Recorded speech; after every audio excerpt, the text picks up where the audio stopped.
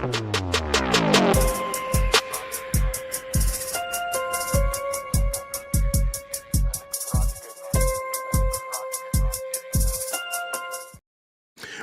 and peace, everybody. We are back. You saw the thumbnail. You saw the title. You looked at the clock. You know what we're about to do. This is the warm-up show. This is the warm-up show, getting ourselves prepared for the shenanigans that are Candace Owens and her whatever. I don't believe it's live, so her show that she produces every day. So shout out to everybody who jumped in. And this is just early. So the early show, I'm just making sure my audio sounds right. Make sure I'm not muted. Holla at your boy. Making sure all that kind of works. I got some fun stuff to look at beforehand to kind of get ourselves in the mood. Get this stuff off our minds. Get that Candace stuff off our minds. All right. Found a new comedian. His name is, okay, what's his brother's name? Hold on. This brother's name is Plus So Funny. There we go. Plus So Funny. And you've probably seen these two clips I'm gonna be looking at because they were definitely all over Twitter this weekend. Anyway, let's go with the first one real quick. Shout out to the best live chat on the internet. I just thought the brother was killing it. Let's go. Green hearts in the chat when you can Mr. hear. President? Yeah. I know what you said, but there's an urgent phone call. Tell him I'm dead. No, you don't understand. I Dead. Fine, I'll tell President Maduro that you no longer want to speak to him. Thank you so much. No. I'll take that. Okay. Right away, sir. DT, who this? Come on, cut the game. You know exactly who this is, man. You got submarines and war machines outside my house, money on my head. You know who this is, man. Look, I got goons all over the world. You got to be more specific than that. It's Duro, Venezuela. Drug dealing Duro. What you want, dog? Bro, stop calling me that. I don't deal drugs. Why you keep saying that, man? Why you selling drugs on my block? All the drugs coming through your block is from Colombia. It's from them boys down the street. It's not us. They coming through your trap. They coming through your country. If you ain't selling, you damn sure to connect. Either way, I can't let that go down. You understand? Democracy and all that. Yeah, it's coming through, but it's not us. Man, I can't tell. DT, you know all the drugs coming through here. It's coming from them boys down the street. Why you more mad at us than you mad at them? Because Colombia ain't got no oil, my brother. I knew it. It was about oil the whole time. Just admit it. It was never about drugs. It's been about oil. Just be a man and say you don't want the oil. Whoa. Did y'all hear me mention oil? Did you hear me? Ain't nobody on this phone mentioning the oil. But since you mentioned it, since it's your idea, what's up with it? No. Ain't nothing up with it. You can't have it. I'm willing to die for that. I'm going to stand on business. I ain't gonna lie, Duro, the drug dealer. That don't sound very democratic of you. What that mean? It sound like you need some democracy over there. Nah, man, we straight. No. You need to go. I can hear it in your voice. You tired of being president. Y'all need some democracy over there and allow me to bring y'all some democracy. I can't wait. I'm gonna see y'all soon. I'm gonna holler at you. Hello? I said we straight. We good. We don't need no democracy. Hello? Oh, you about to get that democracy.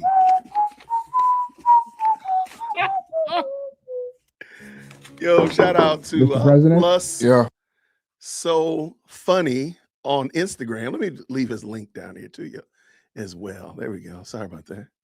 I'm gonna put it in the chat. I think he's hilarious. All right. Shout out to, I believe it was Kim. I believe Kim was the one that sent it to me. Yes. Back up off of John Quavius. John Quavius is not playing games. Y'all see he about to change the way the housing is being bought around these here parts. I'm all excited about that. Look, I got daughters that are about to be out there looking soon, one day soon. Look, I'm happy about this. I'm all for it. Tell me how you upset, and I'm going to tell you how much I don't care. Let's go. All right. So anyway, I hope this one don't get struck.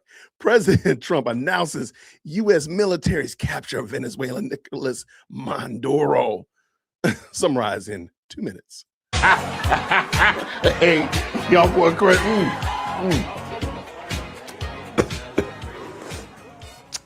My bad. Listen, y'all know who it is already. Big DT, a.k.a. Dem Towers, a.k.a. Democrat Terminator, a.k.a. Duro Taker. Let's make this real fast. I'm trying to go back to Palm Beach. hit an island. I'm gonna let y'all guess which one. Yo, last night we did what Democrats could never do. We told that boy Duro, stop playing with me. I sat here and told y'all he's selling dope on this block. That can't happen. I told that boy chill. He ain't want to hear me. Now his old lady kidnapped. Now he kidnapped. His block, mine. His oil, mine. He thought he could sell drugs on my block and not give me a piece. That's wrong. He thought he could play with that oil. We don't play with that oil. We real P. Diddy when it comes to this. We don't play with that oil. I see his vice president asking where he at. Is he safe? Proof of life. He all right. We ain't gonna do nothing to him. He's straight. Before I go, I want to shout out my military. Y'all boys tough. Want to shout out Nicki Minaj. I see you, baby. I love you. Questions. We understand arresting Maduro, but why'd you arrest his wife, Mr. President? Simple. She want to be a trap queen. If you were the man who sell dope, then guess what? You sell dope too. Ain't no drug dealers on my block, man or woman. Next questions. Well, now that you've taken Nicolas Maduro out of power, who's now going to run Venezuela? Great question. Trump as well is not going to be ran by my dog, Lil Marco. Lil Marco, he loyal. Hold on, wait. Did y'all hear Trump-Venezuela? I wish I could rewind this. Why in the world did he call it Trump-Venezuela? Now, granted, I said that a couple of days ago, but I'm going to let him have it too. How in the world did he get away with Trump-Venezuela? Why is this? Look, y'all, I'm about to put a flag on the play. He said Trump-Venezuela. I really wish I could rewind this thing, but they don't allow you to rewind. What is that about? Why y'all against me? Anyway. Loyal. He held me down. Hell, Lil Marco speaks Spanish. That's all I need. So he gonna hold it down. We're gonna hit him for the oil. We're gonna feed the people. We're gonna feed the streets. We're gonna feed this trap. And we all gonna be straight. No more questions? All right, before I go, Cuba, Colombia, Mexico, keep my name out y'all mouth. And that's on Mar-a-Lago. I ain't gonna say it no more. It can get democratic up in here. All right, y'all boys. Big DT, get money. Hey, hold it open for me. Why he gotta be Big DT? Keep my name out your mouth. Why is that a thing? Shout out for sure. Hey, y'all can be mad if you want to. Go ahead and be mad. Be big mad. Be real mad. But guess what? We voted for this. This is 100% what we expected, 100% what we wanted, and we are right here for it. So keep it going. Let's keep it moving. So earlier, yesterday, we did a little body cam. We were looking at some body cams, and I heard from the people. That they kind of like those. This is something off script, something different to check out some body cams. And so therefore, I hear what the people are asking for. And I will give the people what they ask for, because that's what we do here. We give the people what they want. We democratic. I don't actually like that part. I do want to say that part. I don't like democratic, but I'm going to give them. You know what? This is a wit-tatorship up in here, but we listen to the people, though. It is a wit-tatorship, but we do listen to the folk and try to give the people what they're asking for. I never expected that we would snatch a dictator. It was sprinkles on the cake. Yo, I'm telling you right now, that body cam footage, let that body cam footage come out. I will be sending out popcorn all around the nation. We will be sitting there watching that body cam. Let me tell you something. I want to see that body cam. I just want to see what Nicholas was doing. Was he asleep with his little fuzzy slippers on? Did he have his little My Little Pony, plushie, and he was just cuddled up sleeping with his little eye mask on? And then all of a sudden he picked up his eye mask and was like, them Delta boys was there. I just want to know. This is a democratic dictatorship. I just want to know. I'll put that on Mar-a-Lago. Look, I don't know who this guy is. Plus, so funny. Let me put his link again. I don't know who this guy is, but let me tell you something. This guy right here, he might. I don't think he's as funny as my nephew, Christian Johnson, but he is definitely up there for sure. Let me drop that again. Okay. Anyway, I heard the people. The people said, Jason, can we get a couple more of them body cams? I said, sure. Say less. We doing what we can do to help the people out. Wait, please let there be a body cam. If there is a body cam, please let there be a body cam. Yo, and if you find it, and don't be, none of them anime videos either. Them animes are pretty good though, by the way. But I need that in my life. Anyway, I try. I was working today and I found a body cam. This woman, I can't even understand it. This woman lives in a very nice neighborhood, a very affluent neighborhood. She's a homemaker, so she's a stay-at-home mom. This woman went to the grocery store and stole an entire cart of groceries. An entire cart of groceries. Just walk right out the door. Just walk right out the door, stole the groceries, took it to the house, put them away. And then all of a sudden, with no surprise, surprise, they came knocking at the door. The police came at the door. This is such a wild story. And again, y'all, shout out to everybody who jumped into the best live chat. I just wanted to do something different. I know we're going to be talking about Candace in a moment. And I'm looking right here. I don't think she's announced her show yet. Let me check real quick. She hasn't announced her show yet. So I noticed that she gets close as the week goes on. It just kind of gets real scattered. So, yesterday was, 5:15. The day before was 5. Who knows? It might be 5:30. I don't know. I got enough body cam footage. We can go back and watch your boy impersonating Trump. I got some Ami Kozak. We got stuff to do today. We got stuff up in here. Yeah, it's a wit-tatorship. It's a wit-tatorship. That's what I told my students when I was a teacher. I said, hey, I don't care what your mama said. This is a wit-tatorship. I'm running this show right here in this classroom. One Charlie is my classroom. It's not your mama's class. It's my class. Anyway, let's get at it. Let's pop it. Oh, sorry, I'm looking at something. Y'all, I'm praying for Tim Walz. I'm praying for Minnesota, but I'm gonna let that go. We're gonna let that go for right now. Let's keep it moving. Let's talk about something funny. Like, why does woman go up in the grocery store and steal a whole cart of groceries? And wait till you hear why she did it. That's the part that just took my lunch. Like, why did you do this? Anyway, let's go. Oh, how about you have this ready, Jason? There we go. Let's go. I'm begging you. This is what we're doing. I'm They're going to be begging on you. for 5 minutes. No one will see. Does this happen a lot? Am I alone? You're not alone. People make mistakes every day. Sure. Mm-hmm. I can tell that you don't have any weapons on you, but we're going to search when we go back to the PD, okay? Search your persons for any weapons. Yeah, I walked out of the store today for the thrill of it. On September 1st, officers confronted this woman in her home after she was caught shoplifting a full cart of groceries. Based on where she lives, she clearly can afford them, so the confused officers approach her with caution. There we go. Oh, Shireen. Hi. Hello. My name is Officer Shannon with Glen Ellyn Police Department. Are you Shireen? I am. Perfect. So the reason I'm contacting and talking with you today is because your vehicle is in the area of an incident that happened earlier today, and I just wanted to ask you a couple questions. You want to come in? Sure. What's kind If that's okay. Yeah, sure. Beautiful. Okay. Oh, do you mind if my supervisor comes in? There's no warrant. I'm the last guy. He's the last one. Oh, last one. am I supposed to ask for a warrant to come in a house or something? No, if you want to talk to us, you can talk to us. It's fine. If you want me to step outside, you can talk to them. Oh, no, I don't care. What's this about? Okay. So, the reason I'm talking with you today, there was an incident that happened at the Jewel today, and I wanted to talk with you to see if you knew anything about that. Okay. Okay, were you at the Jewel down on Roosevelt Road today? Yes. Were you?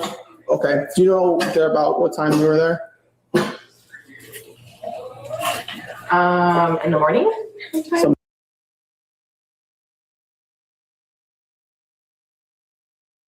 I'm gonna jump in for a hot second.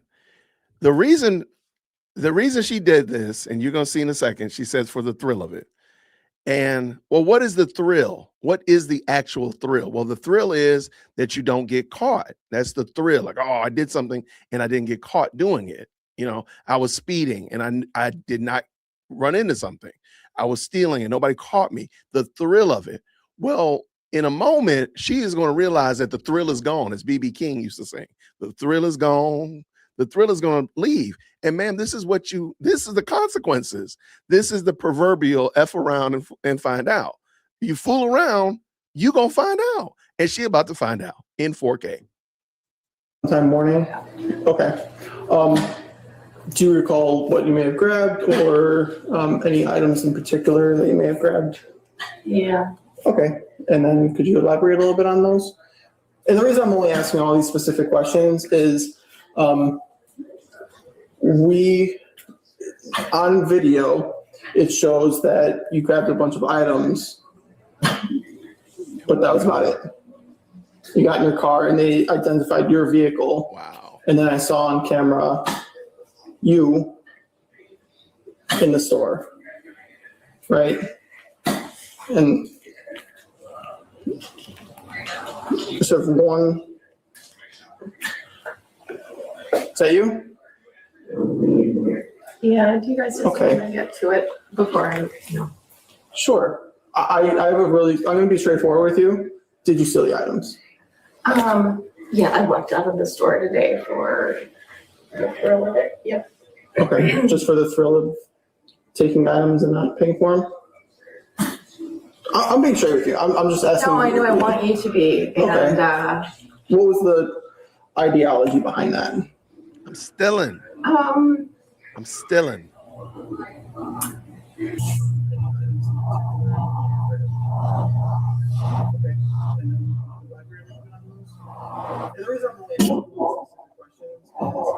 yeah. I mean, I just got my groceries, and then I decided, I don't, Okay. I just decided, I thought, oh, I just feel like it today because it's, I'm having a moment in my life right now. Sure. So, Which I can sympathize. I understand that. what can I do to make it right? Ooh, So you should have made it right in the store. I'm gonna be very blunt with you. Okay. So I'm gonna place you in custody. I'm gonna arrest you for retail theft. Any remedies from that, you're gonna have to go to a judge. You can talk to Jewel. You can figure all that out at a later time. Okay. I'm just being 100% straight with you. You understand? I do. Okay. Would you mind coming down here so we can do this? Is there a way I can get a lawyer first? So that's going to be all after the fact. So I'm trying to give you the same respect that you've been giving me this whole time. So I don't have to come up there and. So here's what we'll tell you. So at this point, you are under arrest. So once you step down the stairs, we're gonna put you in custody. If you want to have a lawyer and not answer any more questions, you can do that. But I'm gonna have you step down. We're gonna put you in custody. We have to take you in for right now. Okay? We'll get you in now. All right? Can I go to the can I go through the garage? I really don't want the neighbors to see this. You know what? You can go to jail. Now, I'm going to admit, they gave her a lot of grace. And and before somebody jumps in there and say, well, because of her skin color, I think it's because the woman she is like, yo, I didn't expect this to go this way. She's being very compliant. And from what I'm understanding is that police will work with you a whole lot more if you're compliant than if they're going to still arrest you and they're going to still put you in jail. Okay. But there will be much more. Hold on. They'll be much more willing to work with you, even though you're going to jail. You're going to jail. They'll work with you a whole lot more. And so I think because a woman didn't lie, she said, yep, I stole it. I was the thrill of the steal, and I did it, and I'm going to jail. I think that's why, because they're gonna give her a lot of grace in a second. I mean, it's pretty wild, but I don't think it's because of her ethnicity, because there's a mixed group of people that are the police officers that are collecting her. So it's not because of that. So let's keep going. You've been nothing but cordial with us the entire time. I don't have any problem with that as long as these officers don't have a problem with that. As long as you let them go with you to go through the garage, that's fine. I don't have an issue. I'll even pull the car up so they won't even see you get into the car. How about that? All right? Okay. You go with her. I'll go with her. Would you mind coming down here, man? There we go. Yeah. If there's anything that you need to grab, I'll grab it for you. It's my purse is in the car. We're gonna go. That's fine. We're gonna go get it. I'm gonna do this right now. Yeah. I understand, but we're gonna do this first. Can we just go to the garage and do it in the car? Please? Do what? I don't know. I don't want those on my wrists. Well, we have to. Please, Ma'am, I'm begging you. this is what we're doing. I'm They're gonna be begging on for you. 5 minutes. No one will see. Just let And me then grab we're my done. purse and get in the car, I please. can't let you do that, ma'am. I'm I can begging grab the you. purse for you, but this is what we're doing. Ma'am, please. Is this a scare? No, we're not trying to scare you. Procedure. This is how we were trained, ma'am. This is the thrill, baby. This is the thrill. This is the thrill part. I'm so sorry. I understand. I'm really so sorry. Like, I understand. if you can do anything I can to take you to make jail. this go away. We're gonna make you go to jail. Golf 2, Mark 1, female in custody. Okay. Oh my God. So, do you have any weapons, anything No. on you that's gonna poke me, stick me, cut me, anything like that? No. Okay. For your safety and security, I'm not going to search you. Okay? I can tell that you don't have any weapons on you, but we're gonna search when we go back to the PD, okay? Search what? Search your persons for any weapons or anything like that. That's also our procedure, okay? Do you want your phone to come with you? Yes. Okay. Is there anything else? I'm just gonna put it here, okay? Sure. Is there anything else that you want I guess to my come with wallet, you? right? Your wallet, and that's in your car? Yep. Okay. So what I can do is I can take you out to your car. I'll have my officer here grab your wallet so you can see it. It's all on body cam as well, and I can come with you, okay? That's the best I can do.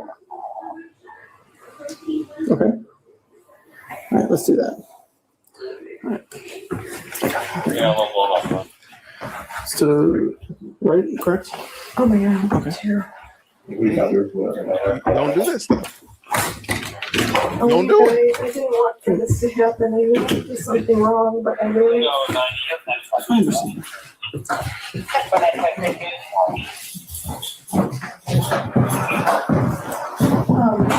Yes, ma'am.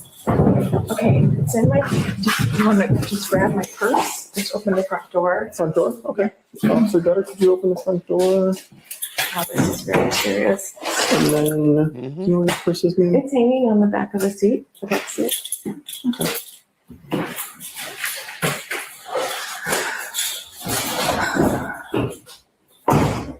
I'm so sorry. I understand, ma'am. The thrill is gone. What's gonna happen? So what we're gonna do, Look, I want to play BB King. I might edit it in and put it like in an extended cut, but ma'am, the thrill is gone. My dad would love that. The thrill is gone away. Yeah, ma'am, you thought running out of Jewel with a whole cart of groceries was the thrill. Well, the thrill is gone. Ma'am, the thrill is gone. is next, we're gonna go to the PD. We're gonna take your picture. We're gonna fingerprint.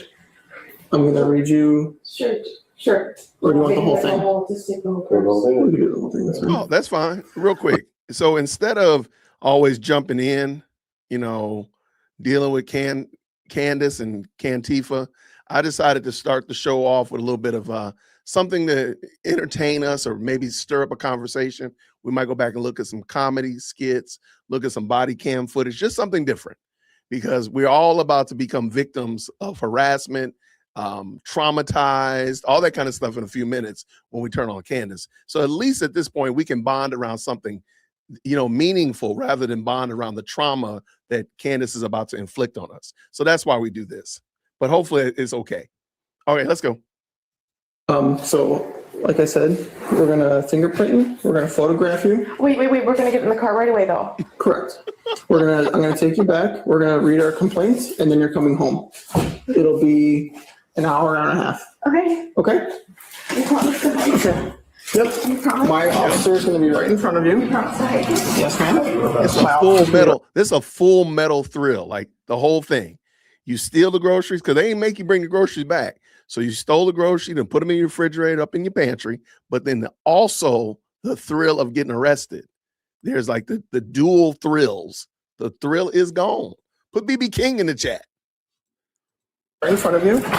We're gonna be in the door and done. Okay. Perfect. Gosh, it's hard. It's so hard. Oh my God. Shireen, you're such an idiot. Yeah, that's true. I'm such an idiot. I'm such an idiot. I'm such an idiot. What was I thinking? I'm so embarrassed.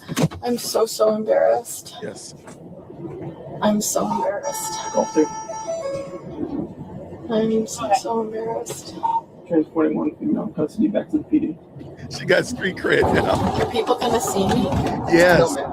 They gonna see Just you. you guys? We see Sorry? you right here. Just you guys? Correct. Does this happen a lot? Am I alone? You're not alone. Why don't we have like? Street cred is And crazy. this doesn't make you a bad person. Oh, It just yeah. people make mistakes. Sure. People make mistakes. every day. Sure. Twice? Yeah. People make mistakes all the time. That's really nice of you. Thanks. But no. Stealing groceries just for the thrill of it is borderline ridiculous, especially if you're as financially well off as she is. And while she is clearly embarrassed by the situation, officers had no choice but to arrest and charge her with retail theft. Thank you, friend. All right. Oh, hold on. Wait, hold on. I gotta build up on this one. This one right here. Now, for those people that want a little bit of drama, a little bit of fake heart attacks and all that kind of stuff like that, this is the one for you. But I want to show you how these are some good old boys. These are some good old boy police officers. They're down here in South Georgia, and there's some good old boys, and they're dealing with 2 black women. And I just want you to see that all of us Southerners are not crazy. And I want to give kudos and a hat tip because these guys are really, they're above board as it relates to just dealing with this situation. Because I think it's definitely honorable. Let's go. Let's go. Our Greenheart's in chat when you can hear. Yeah. What's going on? Is she here? Is she here? What's going on? We need to speak to your daughter, man. Is she here? She has a warrant for her arrest. I'm going to tell you right now, okay? Okay. I need her to come outside and talk to us. Okay? Okay. Where is she? She's in the house. She's in the house. Okay. Right. Let's go ahead and go to the door and just call her out here, okay? Okay. Bless Mama heart. Mama does not want to put her daughter out there, but she know it. In a minute, you're going to find out why Mom is so compliant, though. Mom is very compliant in comparison to any other body cams that you may have seen. You'll find out why she's so compliant in a moment.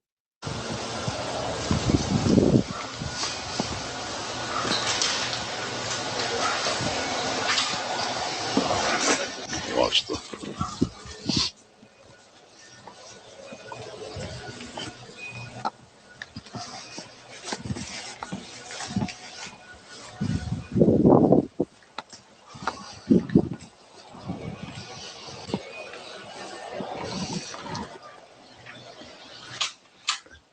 All right. Is she coming out to us? Okay. No. Okay. Well, here, I don't mean to come across threatening to you, okay? But I'm gonna tell you this: you're responsible at this point. We know she's in the house, okay? If we don't get cooperation on this, then the next step is we're gonna need to go in and take her inside, okay? If she doesn't step out and talk with us. If that doesn't happen, then what's gonna happen is you're gonna go to jail for hindering apprehension. I'm not hindering. Okay. Well, I know, and that's why I started off with. I don't mean to come across. I like Mama. Mama said, "Look, I'm not hindering nobody. I'm not hindering anybody. Let me tell you what I'm not doing. I'm not hindering." Now she is stalling, though. She is stalling, but in a moment you're gonna see exactly what's up. To you, okay? Because I don't think you're trying to hurt the situation, okay? But we need her. It's important. We need her to cooperate. We need her to come out and talk to us, okay? Okay. Hurry up, Mama. Right. So what's she doing right now? She was straightening her hair. Okay. I'm gonna tell you right that's not true. Just a warrant for me? Hey, it's a warrant that has to do with her situation with probation, and I don't know the details of it, but I just know that she has a warrant. Okay. Okay. So is she going in today? Yes, ma'am. I have a question. Yes, ma'am. Mentally, once before they took her in, she was in suicide. Okay.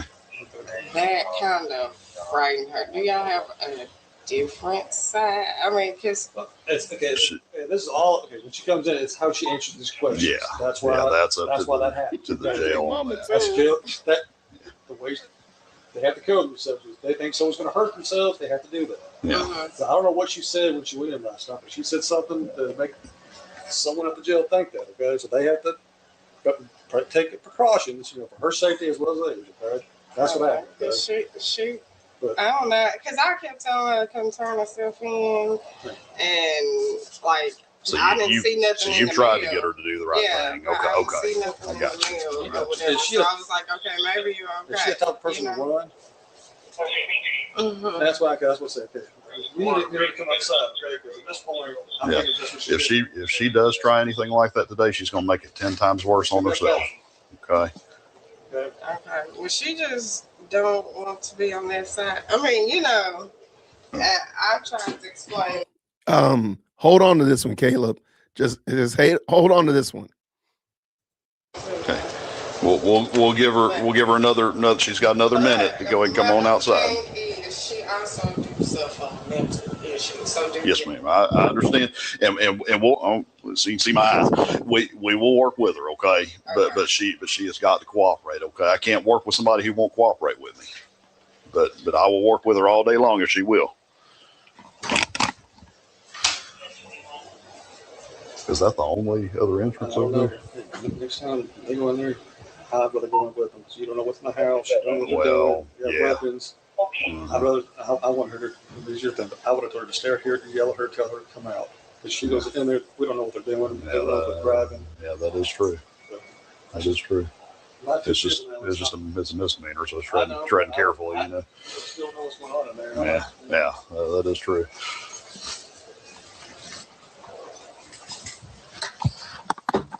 Hey, Miss Wilson.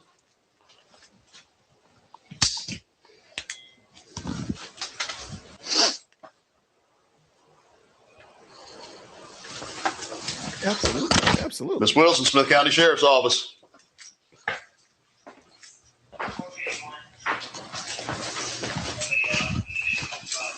Okay, so just in case, if anybody needed a little bit of drama in their police, if anybody needs a little bit of drama in their body cam footage, a little bit of drama, not like, taser, tear gas, no cussing or anything like that, but just a little bit of drama.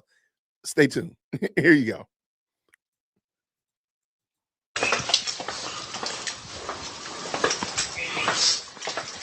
Zachariah? Yeah. Just calm down. Step on out here for me, okay? Down. I'm not going to hurt you. Hey, listen to me. If you'll work with us, we'll work with you, okay? There's a problem that has to be dealt with. Back, okay? Just. But we don't want to stick any charges on you or anything like that, okay? But we got to have you cooperate with us, okay? Just calm down, girl. It's okay. Take deep breath. Take deep breath. Okay. Turn some lights on, okay? It's okay. Okay. All right. Come on, let's step on out here, okay? Come this way. Slow down. Listen to me. Listen to me. Okay, easy, okay? Come on, step on this way.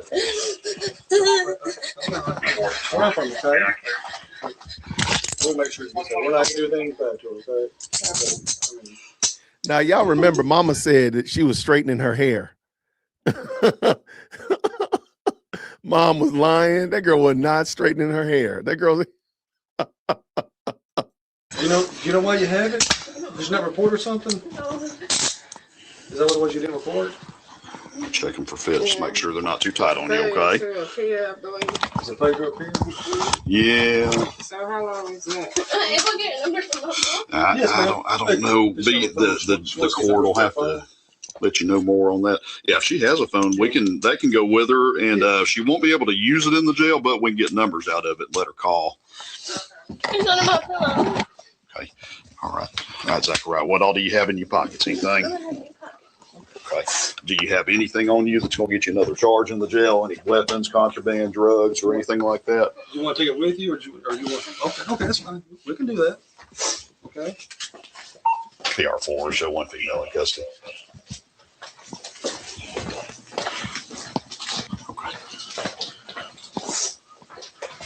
Okay. Hey, Chris, I'm gonna talk to Mama for a second. If you will, go ahead and take her. I'll unlock the vehicle here. Okay, this is where the officer is going to kind of explain to Mom, and this is why I think Mom was so willing to let her go, and you're going to get a little better understanding. And if you think about it, these officers put themselves at great risk because they went in that house and there's no lights on in there. I mean, they went in the dark rooms, all for to take this young lady out of here. Thankfully, it didn't go south, but I'm just want to point that out. Anyway, he's going to explain, and you'll understand why Mom was so compliant. And even though she was a little bit, she lied a little bit there, but you'll understand a little bit more. Okay. I'm sorry I had to go down that way. Okay. I appreciate you working with us. I know it's a lot. She's your daughter, and I get that. Okay. Mm-hmm. And again, I didn't mean to come off crass or mean. We get a lot of people, especially parents, a lot of times, who will try to fight us on stuff like this. And I've taken parents to jail before over stuff like this, and I don't like to, but we've had them before where they want to try to push against us, and we got a job to do, So, but I appreciate you were trying to get her to do the right thing, and then she has a lot of anxiety, I can tell. Yes, but and I've been trying to work with her myself on it, and gotta get counseling and stuff. Yeah. But she just don't like the sound of it. Like when my dad first got her out, we kept telling her, let her stay in, let her, she did crime, she need to, sit it out. He get out. She ran away. She kept running away and stuff because she was scared of going to jail. So I'll be like, you know what, if you don't come back, I'm gonna turn you in, blah, blah, blah. So she'll leave from that place and go somewhere else. So it's been a struggle. And so like today, it just so happened I was supposed to take her to go to Jacksonville to go try to get her ID. Oh, yeah.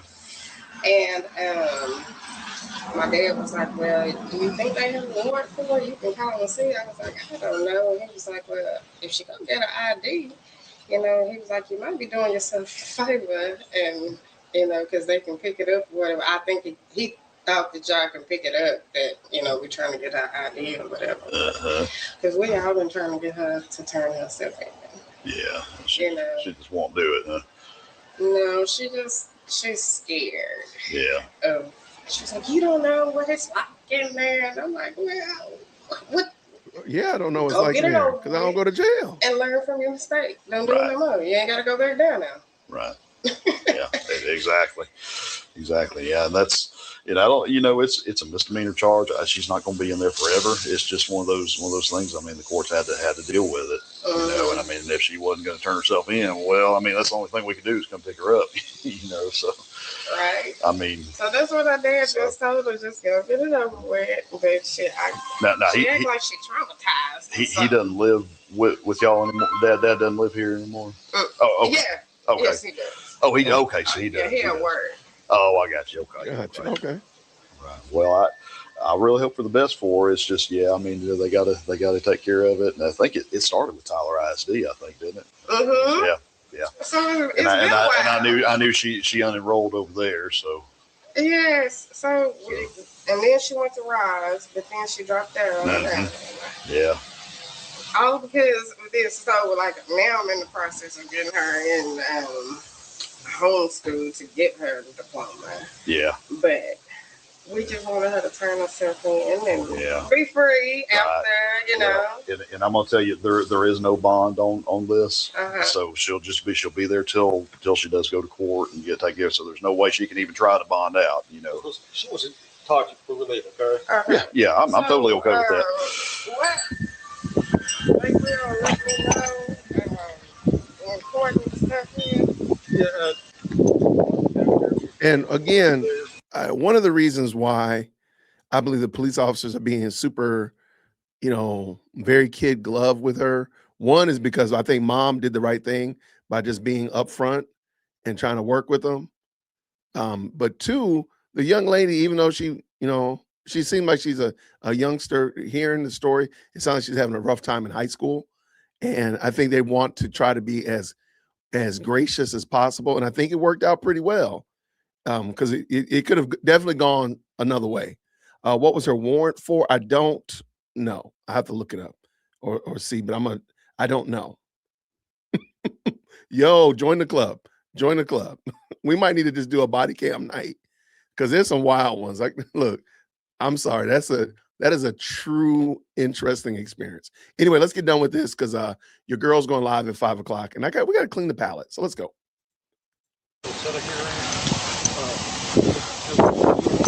Yeah. Okay.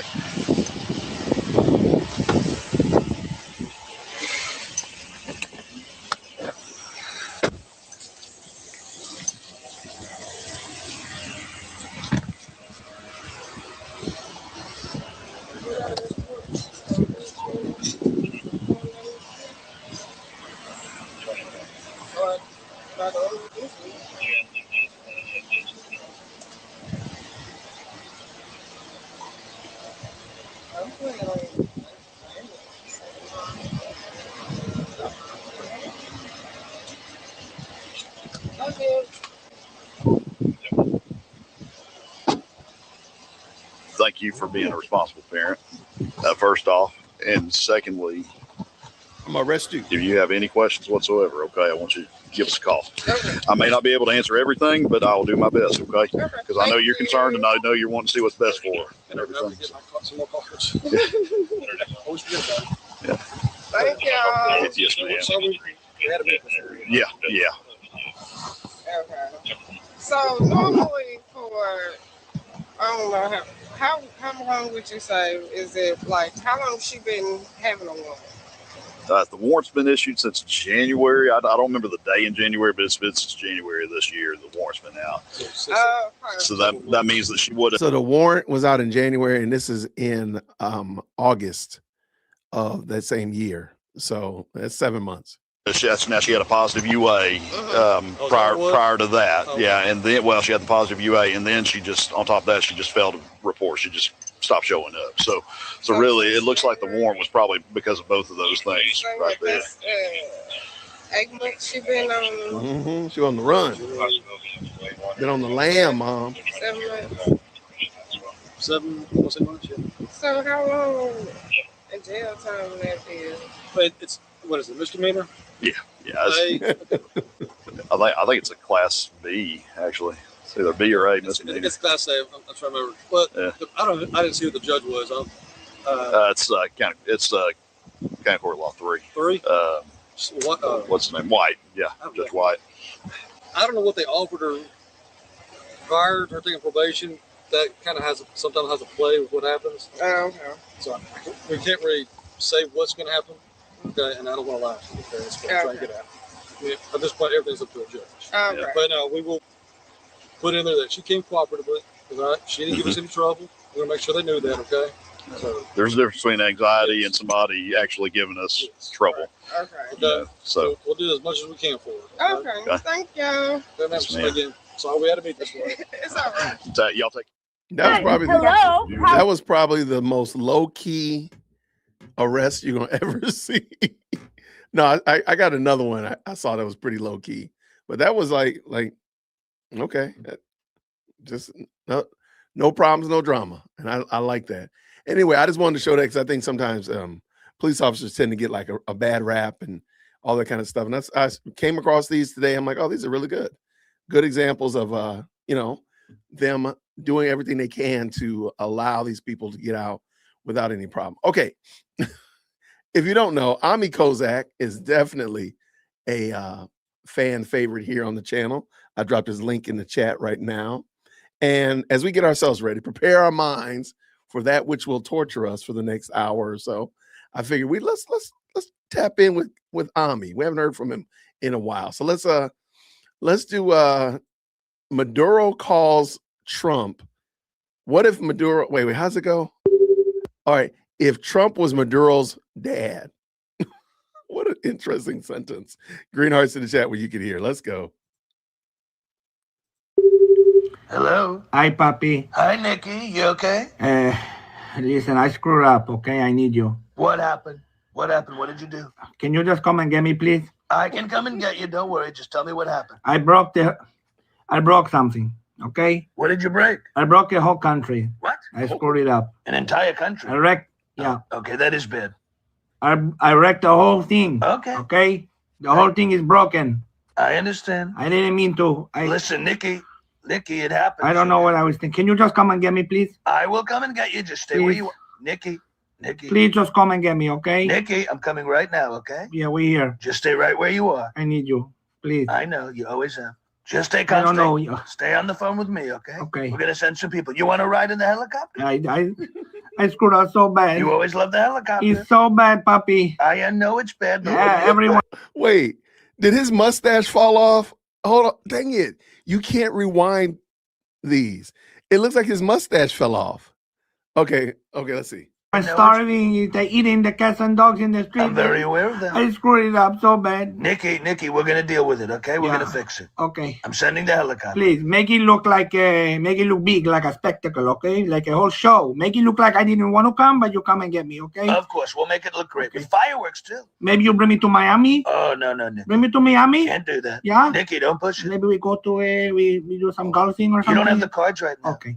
Okay. Okay. Sorry, Papa. That's okay. We're on the way. Set your alarm. Okay. See you soon. Just sit tight. Please. I'm coming to get you. Okay. Thank you, Papi. Maybe you bring me to New York City. Why do you want to go there? Because soon it will feel just like here. We're not going to let that happen. No? We're not going to New York City. Okay. Miami. You're going straight to your room with Diddy. Okay. Whoa. Hello. Okay, so there must be Hi, a Papi. filter. Hi, Nikki. You okay? There must be a filter about the mustache. All right, let's go with let's hear Tucker Carlson. Tucker, what's your take on the U.S. capturing Nicolas Maduro? Oh, I think it's disgusting, actually. Really disgusting. You do? Why? I'm sorry. No, you don't kidnap people. Period. Kidnapping people is always wrong. Period. I say that as a man, as a Christian. I'm sorry. I thought we all understood that.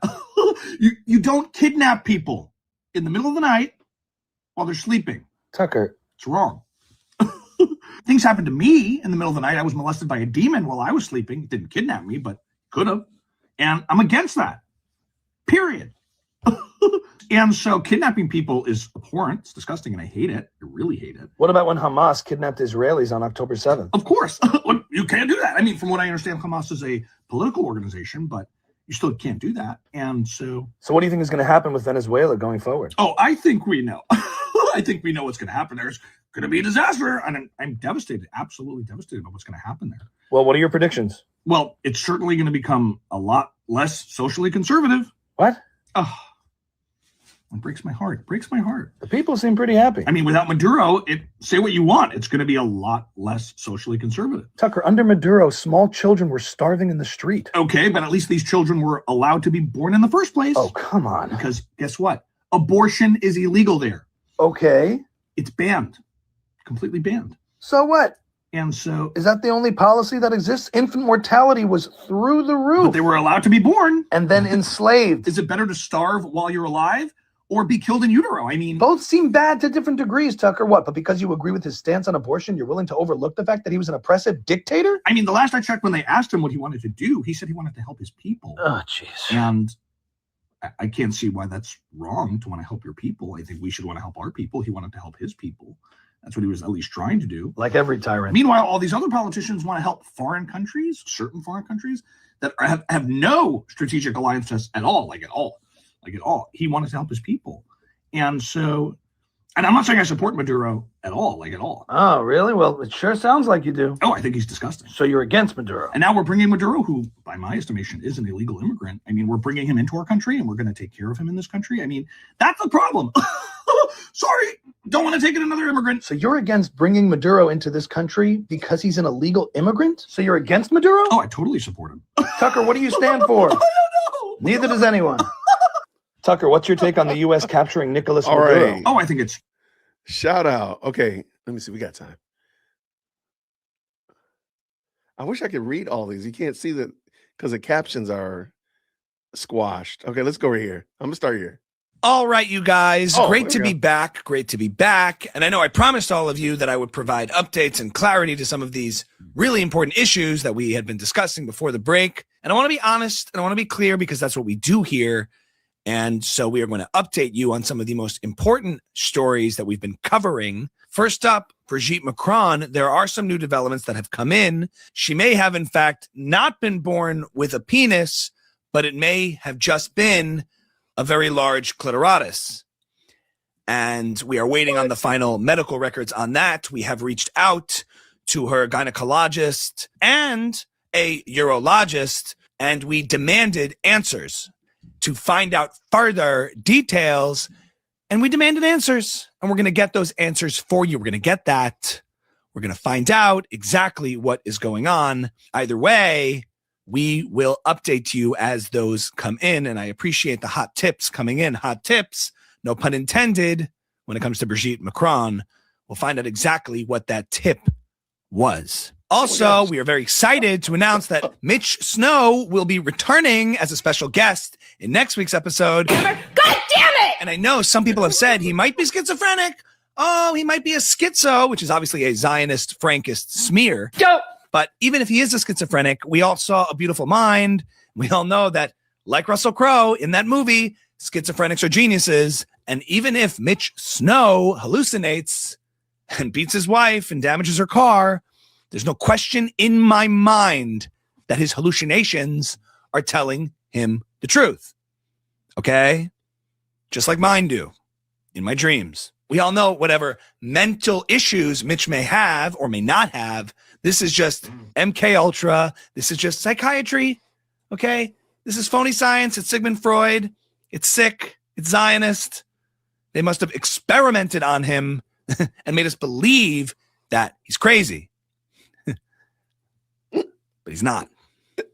Why does he get that face? Lastly, just for today, I want to thank all of you for your continued support. And I know a lot of you love my New Year's compilation video in which I included Erica Kirk saying, stop, stop, stop, asking me to stop talking about the brutal murder and assassination of her husband. And she was saying, stop. You guys, it's so fun. It's so fun. Anyway, as you know, there was a tent at Amfest, which was just totally distasteful. Thanks for watching, you guys. Stop it. All right, you guys. Great to be. Ami killing it, crushing it. All right. Roger Waters' statement on Venezuela. Who's Roger Waters? All right, brothers and sisters, comrades, we are all, of course, reeling at this savage act of aggression by the American empire to our comrades in Venezuela. How they viciously violate the sovereignty of another country, taking out their dictator and not allowing him to violate the sovereignty of every single individual Venezuelan. The fact that they wouldn't even allow him to stay in power and continue his authoritarian grip on the everyday Venezuelans as he broke that country into utter despair and poverty.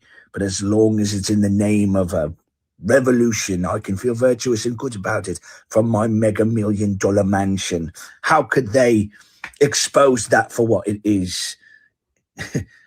I'm disgusted. It's absolutely despicable what they've done, taking out an authoritarian dictator, narco-terrorist who shared the same revolutionary spirit that I do, because I'm perfectly okay with him violating the civil and human rights of every single Venezuelan who's now celebrating his being deposed. I'm perfectly okay with that.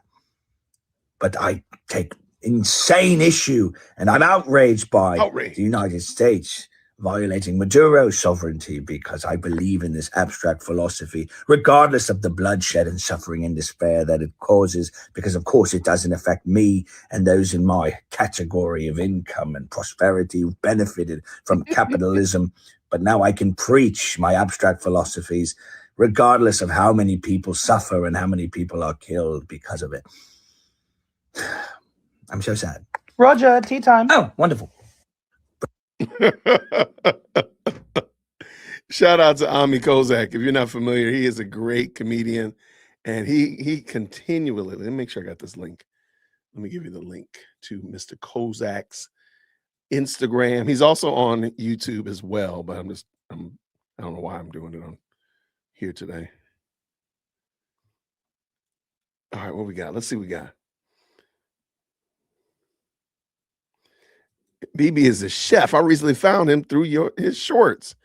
It has Tucker and Trump. Yeah, his Tucker ones are I mean, they are definitely. I didn't realize how obnoxious Tucker sound. I ain't gonna lie, until I heard Ami impersonating him.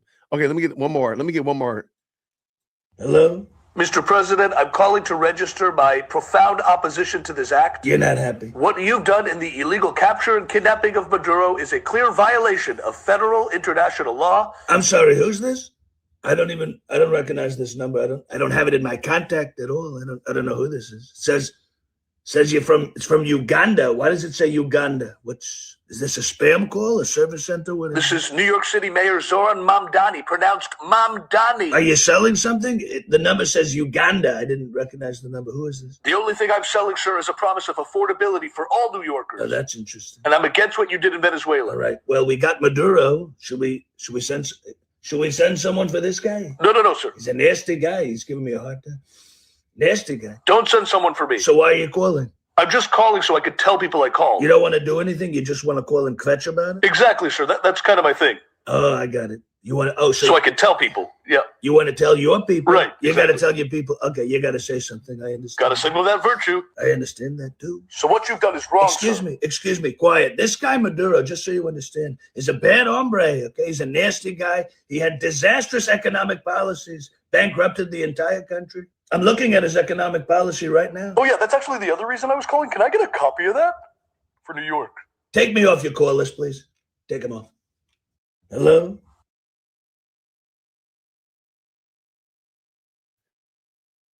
Shout out for sure. That was good. That was well played. Okay, according to Candace's countdown clock, I got 3 minutes. Let's do this one real quick. Green hearts in the chat. Google, how do you say got your ass? Whoa. Yata tango. Yata tango? Yata tango? I like that. To the tango? Taco. To the tango.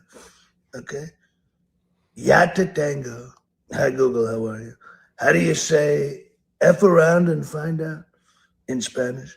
Maybe I just go in singing taki taki. Can we do that? Taki taki. Bailame como si fue la última vez y enséñame ese pasito que no sé un machito y es babacito, baby. Taki taki. Taki taki rumba. Can we do that? Rumba? You know, I will do it in English. Can I just say F around and find out? He'll know what that means. All right, let's see Nikki. Nikki, here we come. Google, how do you say? Shout out for sure. Thanks, Ami. I appreciate the laugh. All right, maybe we'll pull back in a couple more. We might pull in a couple more during our station break today. But thank y'all so much, everybody who's jumped in. Looks like about 768. Shout out to the best live chat on the internet. I appreciate you. And I did kind of forget the proper announcements. If you are a member of Cantifa, we do leave you room at the front of the church. So come on up here. Get your seat up here in the front. We save you lots of room. There's actually fewer seats, though, because fewer Cantifa people are coming. I don't know if they're getting deconverted or what. Now, the ushers have told me that they have received several Cantifa membership cards, and people have kind of casting it away. So shout out to y'all, okay? So anyway, but if you are still a card-carrying member of Cantifa, please come on up here to the front of the church. We definitely make room for you because we want you to hear this. And I just want to let you know, if you're new to this channel, you're like, well, what is Jason doing? What's going on? I make fun of Candace. That's all I do. That's That's it. I don't do anything else but make fun of her. I do have my bingo board. I meant to show y'all. I didn't even bring my bingo board up on here. By the way, in the chat, if the mods can just make sure the bingo boards are available. Real quick, my bingo board today is calling an expert a liar. I don't like Macrons. We got Ben Shapiro. He's going to catch it. Israel, Neff. I don't know if Neff is going to come up in here. Andrew Colvett, military, CIA, patchwork theories. Delegitimize. Cabot Phillips. Free space. A Bible reference. I just sense. I don't know, but I know, you know, that dumb statement she makes. Mitch Snow. Tip line shout out. Erica, Trump, Fed Slop, Mommy Sleuths, Weird, Feds, and TPUSA. All right, that's what's on my bingo board.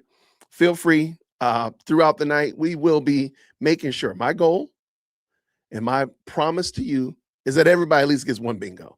I always shoot for blackout bingo. So yes, I do use creative problem-solving techniques, formerly known as cheating, So I do use creative problem solving techniques to make sure that I get as close to blackout bingo, or I get blackout bingo the best way possible.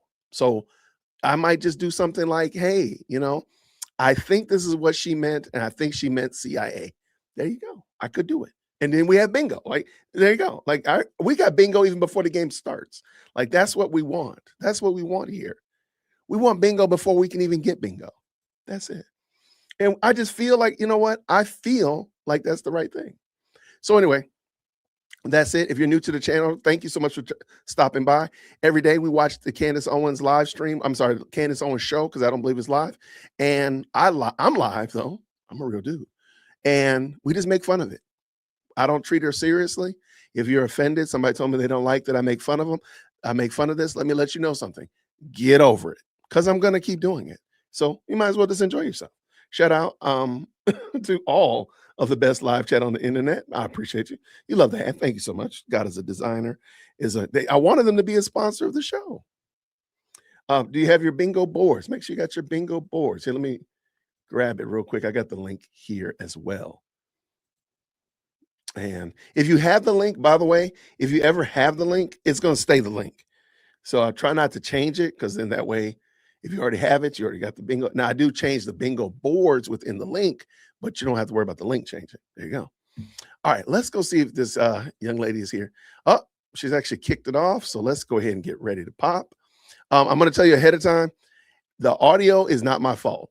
Candace, something about the way she does her stream, the audio is very, very low. I've played around a lot of the day today trying to figure out how to get it to increase the volume of her stream. I tried some things. I hope they work, but I can't promise you because it's Candace's stream. I don't know what you see. The other ones that we watched earlier, they sound fine, but something with hers, I don't know what they're doing. I don't know. It's part of, because it's a recording. I don't know. But anyway, her thumbnail is crazy town. But we're here to make fun of it. So guess what? We got to do what we got to do. So again, thank y'all, everybody who's jumped into the best live chat on the internet. I really appreciate y'all. Thank you for hitting that like button. Go ahead and tell me what like number you are. When you hit the like button, go ahead and do that. If you could hype the video, that would be great as well. Let us know that you really appreciate what we're doing over here. It does help out a lot. It helps push this out to other people who might enjoy this type of content. And I really do thank y'all for doing that. And shout out to the nearly 60 people that are on X watching this. Shout out to X. I appreciate y'all. And your girl, she's doing this little build-up thing. I don't know why she hasn't started the show yet, but hey, she on that CP time. I don't know. We'll let her go. We'll let her get.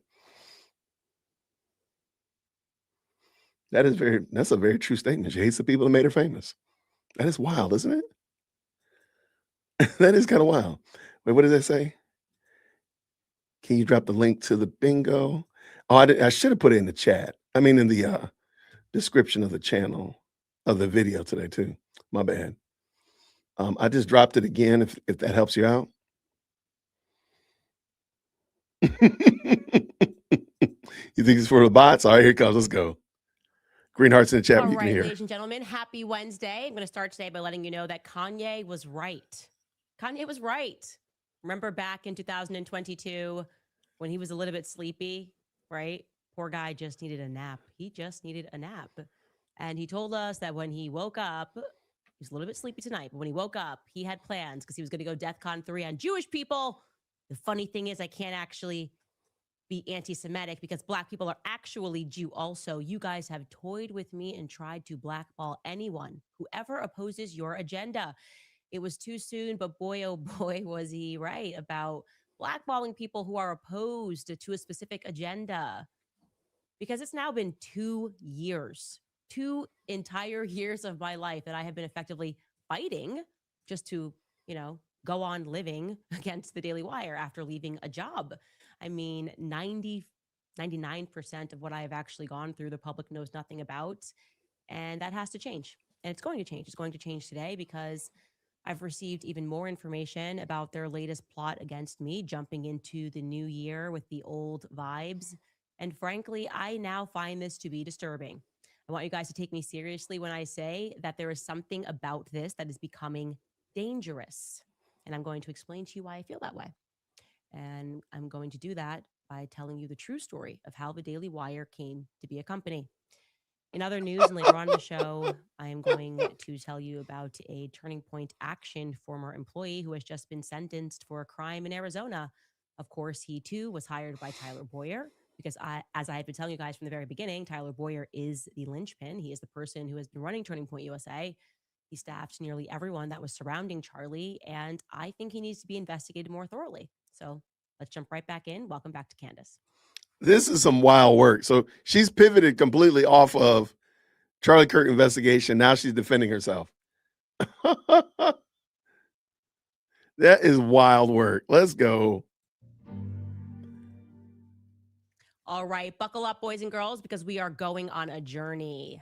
It was yesterday, just yesterday, that we scooped the Daily Wire's cringe news show, designed quite literally with the intention to mock me and Tucker Carlson. It's always got to be Tucker Carlson and Candace Owens together. Like, we're partners.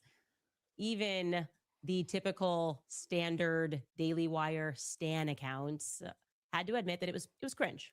So cringe that some of them were actually hoping that it was fake, that it was just bait, that the show wasn't real or was not actually happening, or that it was just a segment and I was taking it out of context, because no, the company can't actually be this obsessed with a former employee 2 years later.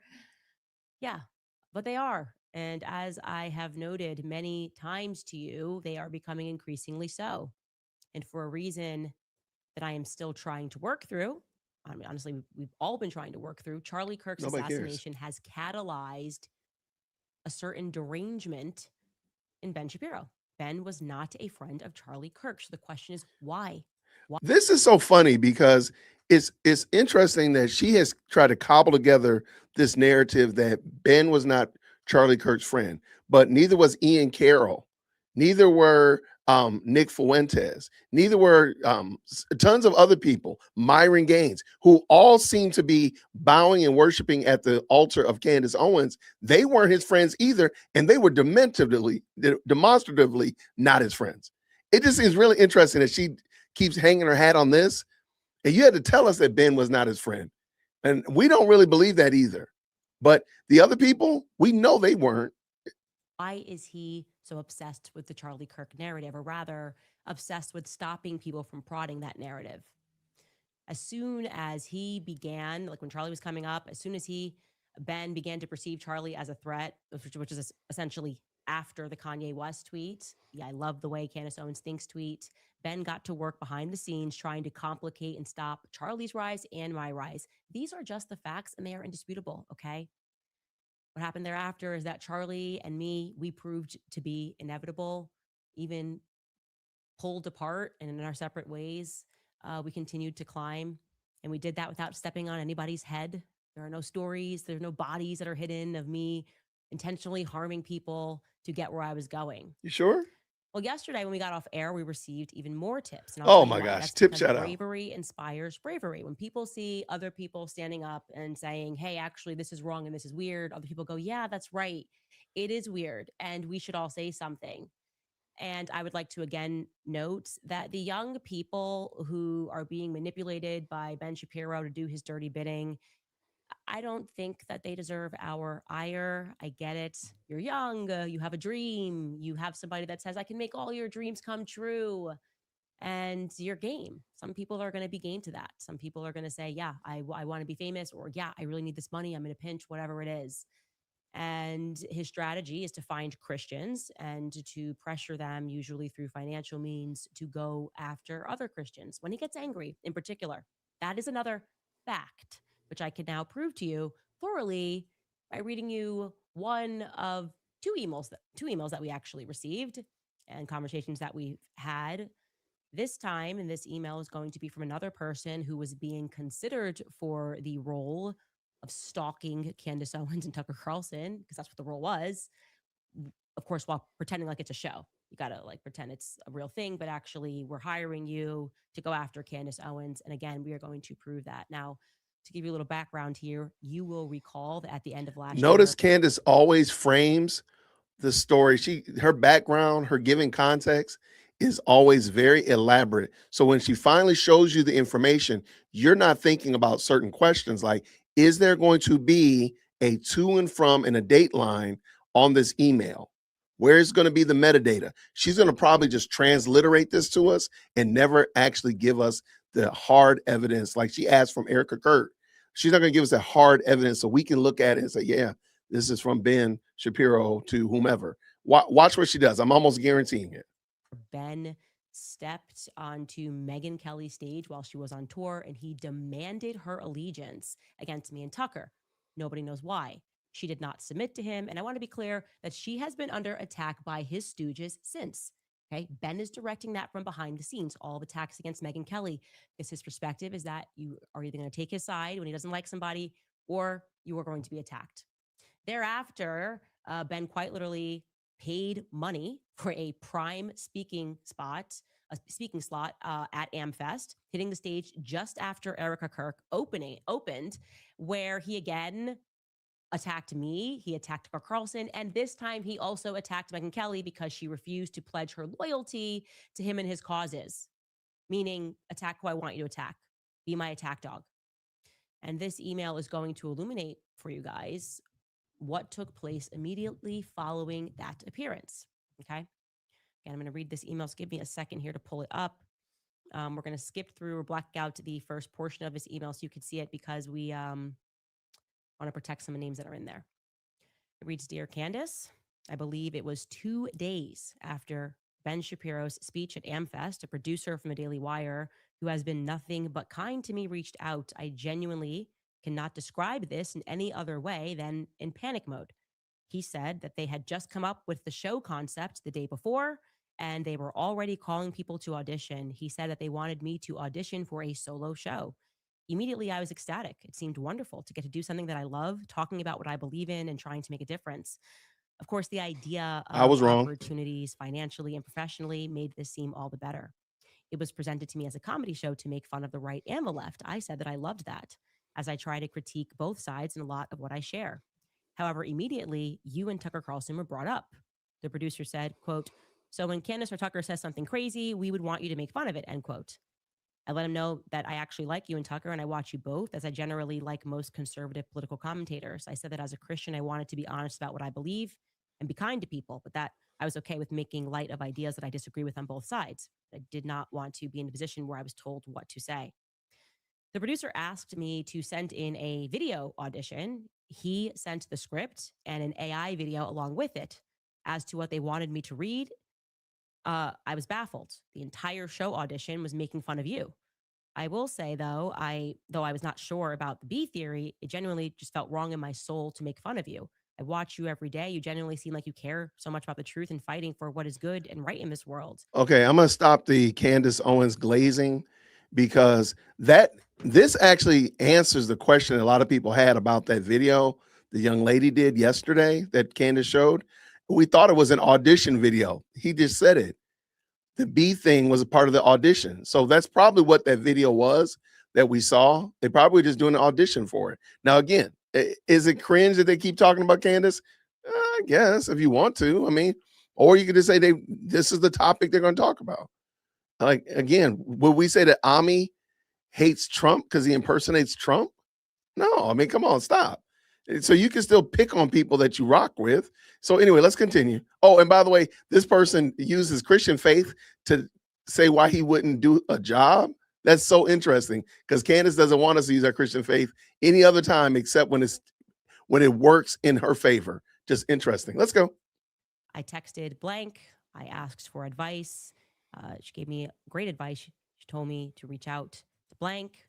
I told blank that I was not comfortable sending in a video as it did not feel true to me. I even tried to rewrite it in a way that was true to me, but I couldn't do it. It just felt like high school bullies. Blank gave me great advice and told me not to even send in the audition tape. I let the producer know that it was not the right fit for me. Attached below is the AI video that they sent me and the text that I sent the producer, and also proof of the call. The producer has been nothing but kind to me, so I would prefer to block out their name. I hope the photos from the studio, dating, the show filming, and the call receipts are enough. I was told not to share the AI video the day after you announced on your show that you knew about the show that they were planning to launch. I let the producer know that I had not leaked that about the show to you. I think I was maybe hoping for more opportunities.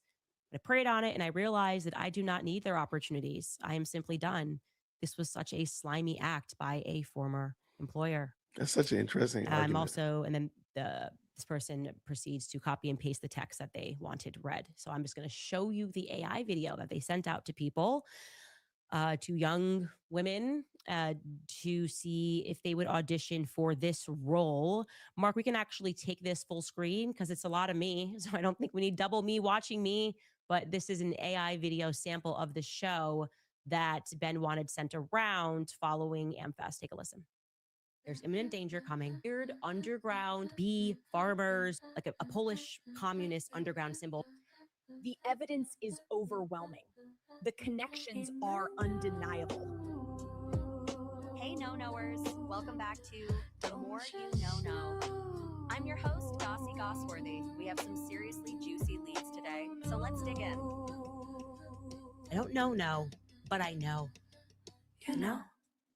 Let's just talk about the bees. And I just sort of went, okay, that's weird. I kept looking online and strangely. So the video that the young lady showed was really just an audition.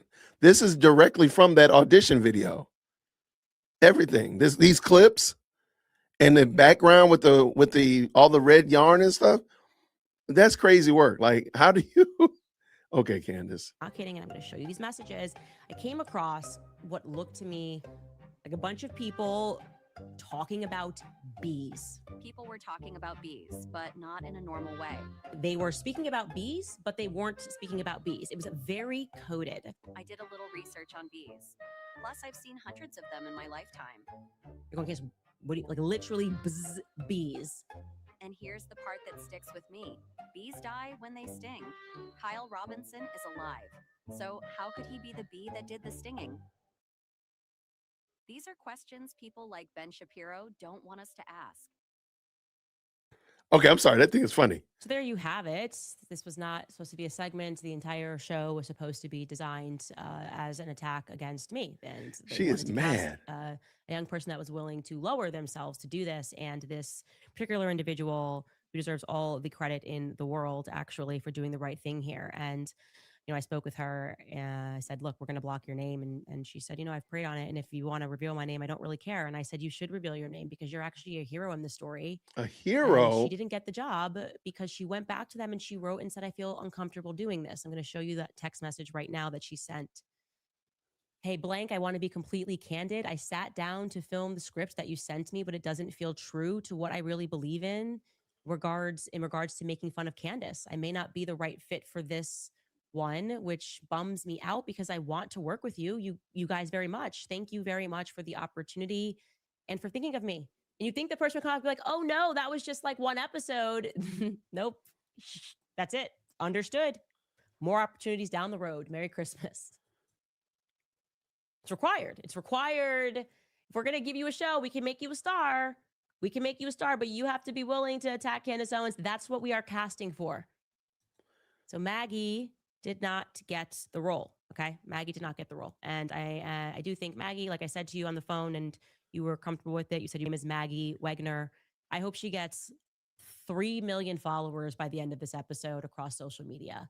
For being a decent human being, that should be enough. You should never have somebody who is casting you. Who's the main character in this story? Who's the hero of the story? Anybody care to just tell me who is the hero of this story? And at what point did we pivot off of Fort Hawktua and all of the missteps of Mitch and all of the missteps of Candace's vetting process? Like, this is crazy work. Like, this whole thing is going to be a defense of Candace Owens.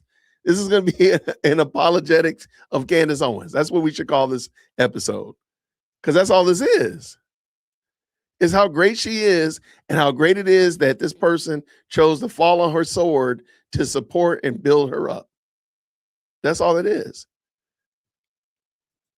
And by the way, I think Daily Wire should be super petty and drop these videos and let the community decide who rocks with them. I think they should. Dirty work, because that's what's happening here. And there's something about this that is just such an act of cowardice to have people go out like they are pawns and pretending that you're doing this because you're interested in doing a show when in reality you just hate Tucker Carlson and Candace. Wow. But it's deeper than this, right? The show is cheesy. It's crazy. We've been doing this now for 2 years, but I'm going to explain to you why this is suddenly beginning to feel dangerous to me. When you get to the part where you are coming up with show ideas and casting people as attack dogs that are young and have their whole lives ahead of them and who are talented and can contribute something else. And I was venting about this to my cousin, Mia, Mia, who I just brought with me for no reason. Okay, real quick. In the chat, if she brings up her own assassination plot, I'm going to give out 20 memberships. If she brings up her own assassination plot in the midst of talking about something that is dangerous, she's going to talk about it being dangerous. Well, are you going to talk about your own dangerous life? Let's see what happens. Let's go. For vibes, because she just reads things correctly and she says very little, but she just hits it usually about certain people. And I was venting to her this morning about how wrong this is, like how I feel like I left a cult that I didn't know that I was in. And then she put it so perfectly. I said, feels like I left a gang. And she said, yeah, you got to get jumped to leave a gang. Yeah, actually. You want to leave the Bloods? You want to leave the Crips? Let me tell you how this is going to work. We're going to beat you, like literally beat you within an inch of your life. That's what it feels like. And I said back to her, I said, yeah, but they've been beating me for 2 years now. 2 years now. And this is feeling increasingly deranged and out of control. So further to that point, I want to let you guys know some more things, because there had been a lot of rumor, innuendo, but also a lot of facts surrounding the reasons that I was fired from the Daily Wire. The clearly immoral and impractical stance that I publicly expressed, that genocide is always wrong, was revealed by Jeremy Boring in that town hall as a reason why I was fired. Also, I said the clearly immoral, I had the clearly immoral position that, quote, pornography is harming men. That was another reason that was expressed by then CEO Jeremy in the company-wide town slave hanging that was hosted, because for some utterly deranged reason, that seemed to be an appropriate way to punish me in front of my peers. But another reason that I was fired was because I insinuated in an episode that I had done while I was at the Daily Wire, when I was speaking about Michael Jackson, that it's plausible that Hollywood is being run by a gang. I'm sorry. Why is that a fireable offense? Why is it a fireable offense? Actually, factually speaking, Hollywood was started by gangs. Yes, there were Jewish mafiosos, bootleggers. So why is it totally beyond the realm of possibility that it's still being run by a gang? And why would somebody be fired for saying that? In fact, being fired for merely surmising that it's possible only leads me to believe that it most definitely is being run by a gang. And that maybe that's the point of what Michael Jackson, Britney Spears, Kanye West, Justin Bieber, too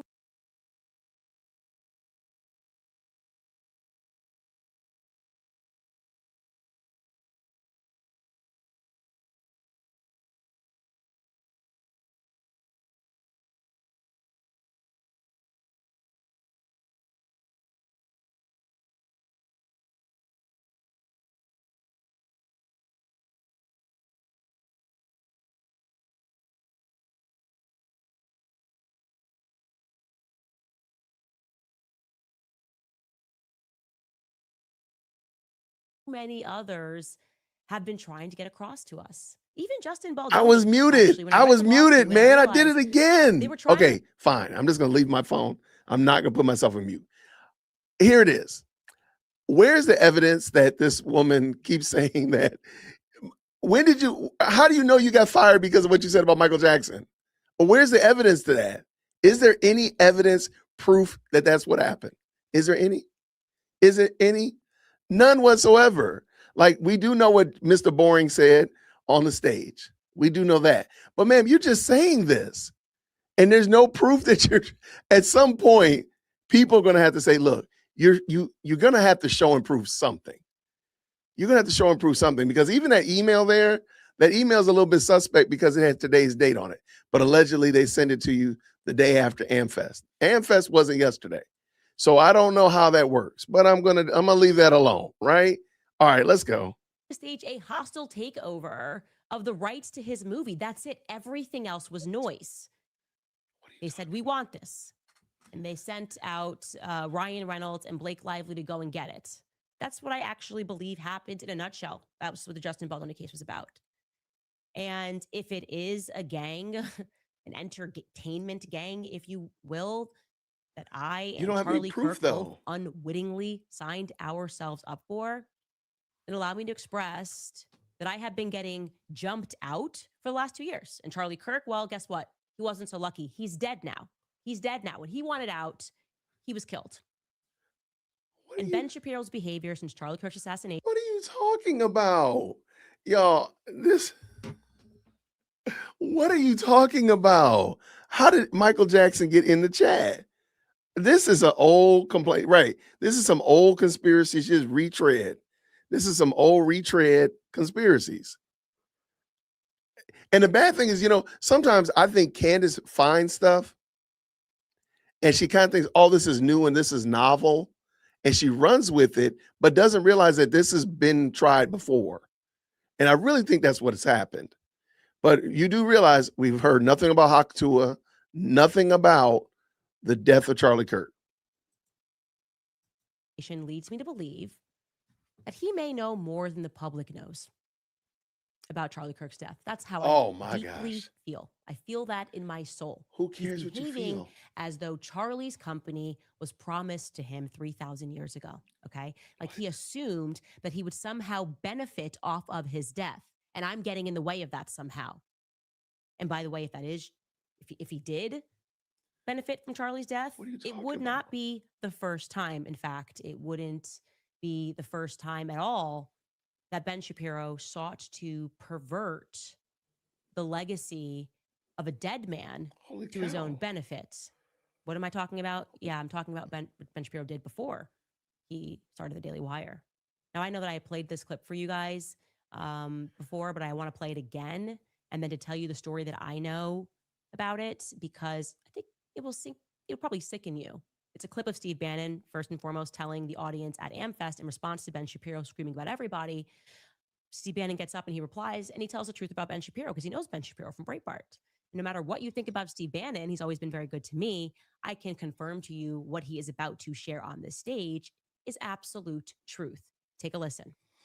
Okay, so before he does that, so now, somehow or another, Ben Shapiro is tied to the deletion of Charlie Kirk.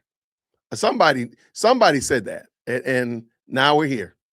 So we done left Egyptian planes, we done left Mormon bee cults, and now I think what's really it is she doesn't like that they picked on that bee story that she told. She really wanted that bee story to die, kind of like the maroon assassins, the red crane, all this stuff. She kind of wanted this story to die down, but how dare Daily Wire bring it back up and put it out in front of everybody and placard it in front of everybody. And she's really upset about that part.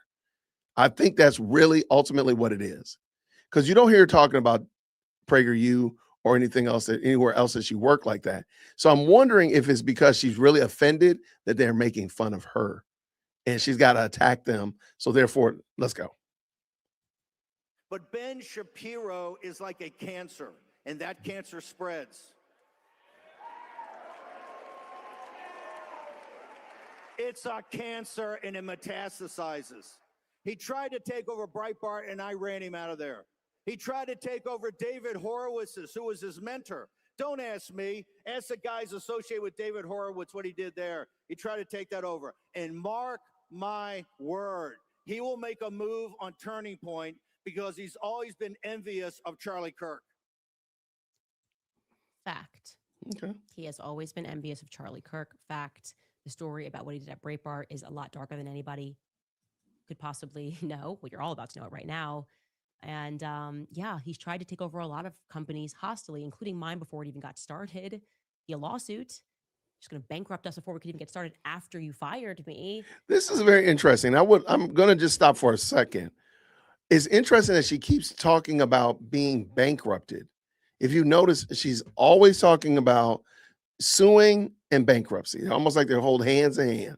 And I'm wondering why she says that so much when her husband has a worth of 200 something plus $1 million. And I'm sure her own net worth is not anything to sneeze at either. Why does she keep bringing that up? I think she really wants to create this a narrative that makes her sound just like the average Joe or Jane. The average Joe or Jane probably is not going out there hunting for lawsuits. Sue me, come at me, bro, come at me. They're not like that. And I think really she's trying to present it as if she herself is not somebody that's elite, that she herself is not somebody who is able to stare at for her to stand in the face of, the Ben Shapiro's, the elite. For her, it's a big undertaking when in actuality, she's one of them. She's one of them. So I find it odd that she just keeps doing this. Why do you keep saying that they're going to bankrupt you? And I've yet to see these. And somebody I asked yesterday, has anybody actually seen these actual cases where they've sued her? Daily Wire versus Owens, Daily Wire versus Candace Owens Inc. or LLC. Where is this? Anyway, let's go. Just trying to squeeze us so that we didn't even have an out. What has he been talking about, really? Well, publicly, Ben has represented himself as having been mentored by Andrew Breitbart. Ben loved Andrew Breitbart, ostensibly, right? No. Ben's a parasite. He's a worm. I meant that. He sees health and he believes that it belongs to him. His trade is not commentary. It's not politics. It's theft. And in the case of Andrew Breitbart, he behaved like a maggot on a corpse, like he's doing right now with Charlie Kirk. It was March 1st of 2012 when Andrew Breitbart dropped dead from an apparent heart attack. I am saying apparent because it's actually another mysterious political death, which, by the way, in your own time, you should look into that. Wow, she doing him like that? Powerhouse. He was in his prime, just 43. And suddenly, he's starting to step on some toes, saying he has some information. Next thing you know, he's dead. Again, allegedly heart attacked. But something funny happened. A lot of funny things actually happened surrounding his death. The first and foremost, utterly corrupt Los Angeles coroner's office conducted an autopsy because people were thinking, was he killed? Can you determine whether or not there was foul play here? But things went a little sideways when a forensic technician that was involved with the autopsy also wound up dead from military-grade arsenic poisoning. I kid you not. His name was Michael Cormier. He was 61 years old. And for whatever reason, he decided, after being involved with this autopsy, to ingest military-grade arsenic poisoning. And his wife says, no, that's not what he wouldn't just poison himself with military-grade arsenic poisoning. But who knows, guys? Just weird stuff tends to happen, particularly in Los Angeles. Whether you're talking about Michael Jackson, for those of you who had read Chaos, we know what this is all about. They control everything there. But enough about that, because we're not going to go down that rabbit hole. There's no evidence of foul play ever, according to the media. Ever. It's always a lone gunman, some arsenic poisoning, and heart attack, a well-timed heart attack or whatever. If you haven't yet worked out regarding the media, they're a part of the gang, I think. It's feeling that way. So real quick, I just did a quick search and I'm looking. I've yet to see any lawsuits between Ben Shapiro, Daily Wire, and Candace Owens or Candace Owens LLC. And if anybody can run across one, please let me know. I don't think they've ever sued her. I'm trying to find, I'm saying like this. I don't see that they've ever sued her. Where's the proof? This is wild work. This is wild. And by the way, what are we talking about today? What are we going on here? Hold on. We gotta do a palate cleanse. All right. I'm just disappointed in this right now. So I'm gonna go ahead and I'm gonna take Neff just because I'm disappointed, and disappointed rhymes with Neff. I'm also gonna take patchwork theories because Lord knows this is a patchwork theory. This is a patchwork theory. I'm also going to, since he's not even getting an honorable mention, I'm gonna go ahead and take Mitch Snow right now as well, because that's what I do. That's what I do. Because I'm not gonna let this woman steal my victory of having blackout bingo. I'm not going to let her do it. So I'm going to go ahead and that's what we're going to do. Shout out to the best live chat on the internet. Thank you so much to the very kind supers. Here, look, we're going to just cleanse our palate real quick. Thank you so much, Base, with the $2 super set. She keeps calling herself Cameras. So there was, I forgot who it was. There was somebody who was on a stage somewhere talking about Tucker Carlson and Candace Owens, and he called her Cameras. And I don't remember where it was or where she played the video one time. And I was like, oh, that's why she does it. So she's making fun of the person who called her name Cameras. That's why she does it. Thank you so much, Amethyst, for the $10 super. I think at least two of her personalities are fighting publicly. The good side is telling on the bad side in public. BPD and MPD, she sees herself in Circus Mirror House where the reflections are distorted. That's a very good observation. I don't think she realized she is the problem. I love it. Thank you so much. And also thank you so much to some guy with the 10. This does not read as a genuine. Why would they include that they have proof of XYZ? Why do all of these emails and tips to her include I have proof? Someone is trolling her. I agree. Now, I think that this might be real. I think they might have really sent it. I don't think that the email is real, if that makes sense. I think she might have got this and then they created the email, in my opinion. But thank you for the 10. I appreciate it, brother. Wait, thank you so much for that. And what does Amethyst say here? Georgia is letting her flail. You mean Georgia is letting her flail like a fish on the shore in the sun. For a techie, he's letting her fail for AI and bots. He's the true villain. Yeah, like I don't get how she's missing this. I'm with you right there. Thank you for the $5 for sure. And then we go Texas Bully Mom. Go Max is so cringe. Ours should be Go Facts. And she completely lacks facts. Wow, I love it. I like that. Go Facts. I love it. Thank you so much, Captain Jax. I think Boy George is allowing her to go down the psychotic path so he can divorce her and prove she is totally back squeeze crazy and is a danger to her children. I don't actually doubt that. I told you I think that he might be doing this on purpose. I think he might be gaslighting her. I don't disagree with that. I agree 100%.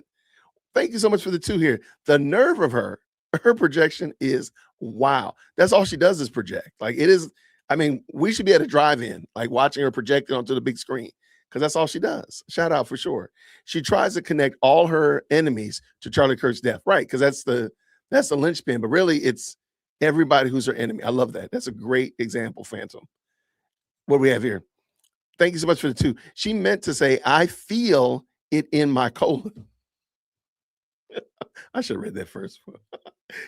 Greg, thank you so much for the 5. No question, no comment, just pure love of the game. Thank you, friend. What you got here? Susie with the 10 says, how does make him a sandwich Candace have time to raise and homeschool her 4 kids and simultaneously lead an ongoing murder investigation? She needs to leave the fiction to Andrew Colvane. I agree. I love that. That's a great observation. How do you have time to do this? Let's bring her back in. Let's go. All right, we're back. Back to Andrew Breitbart. It's also another coincidence. But just 2 weeks before he died, Andrew hired a then 28-year-old Ben Shapiro to be the editor-at-large of Breitbart. Now, if Ben is to be believed, Andrew had known him since he was just 17 years old. Andrew had mentored Ben, but he didn't hire him to work at Breitbart until he was 28. And then 2 weeks later, Andrew Breitbart drops dead. And what happened next is exactly as Steve Bannon describes. There was an internal war that waged about what the direction of this healthy conservative company would be. Ben felt this company perhaps was also promised to him 3,000 years ago or something. What's with the 3,000 years? Twisted. And to be clear, what I'm about to share with you, it's not innuendo. The story was not told to me from a third party, 3 other people. This story was directly told to me and Charlie Kirk. We were in New Mexico at a corporate retreat, and we heard it straight from the chiefs at Breitbart. Charlie and I were venting about how difficult Ben was making it for us. No, and nobody's there. No. Charlie can't corroborate this. Ben can't corroborate this. Whoever told her this at New Mexico, they're not corroborating this. So we're just supposed to trust me, bro, with Candace. And a chief shared with us the true story of how Ben started the Daily Wire on Scandal. Do you guys remember Michelle Fields? That story of 2016? If you don't worry, I'm going to remind you. The story goes that Donald Trump was running for president against Hillary Clinton, and he chose Corey Lewandowski to be his campaign manager. And the whole media was against Donald Trump, except for Breitbart.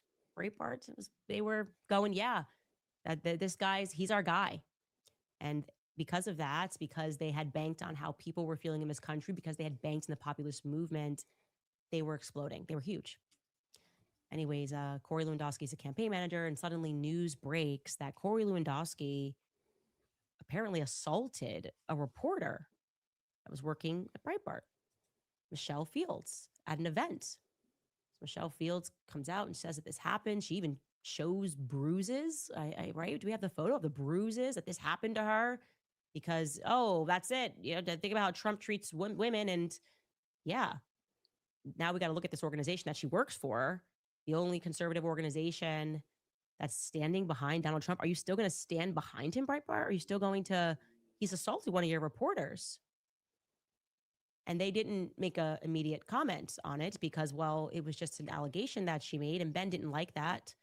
And now he had this scandal regarding the assault. He didn't like Trump, and now he had the scandal. And because they didn't make a statement in support of their employee, which was like, this was kind of like Me Too before it became a hashtag the following year. A woman makes an allegation, there's demands for a company to stand behind her, but this particular company wanted to investigate the claims further, not on Ben's watch.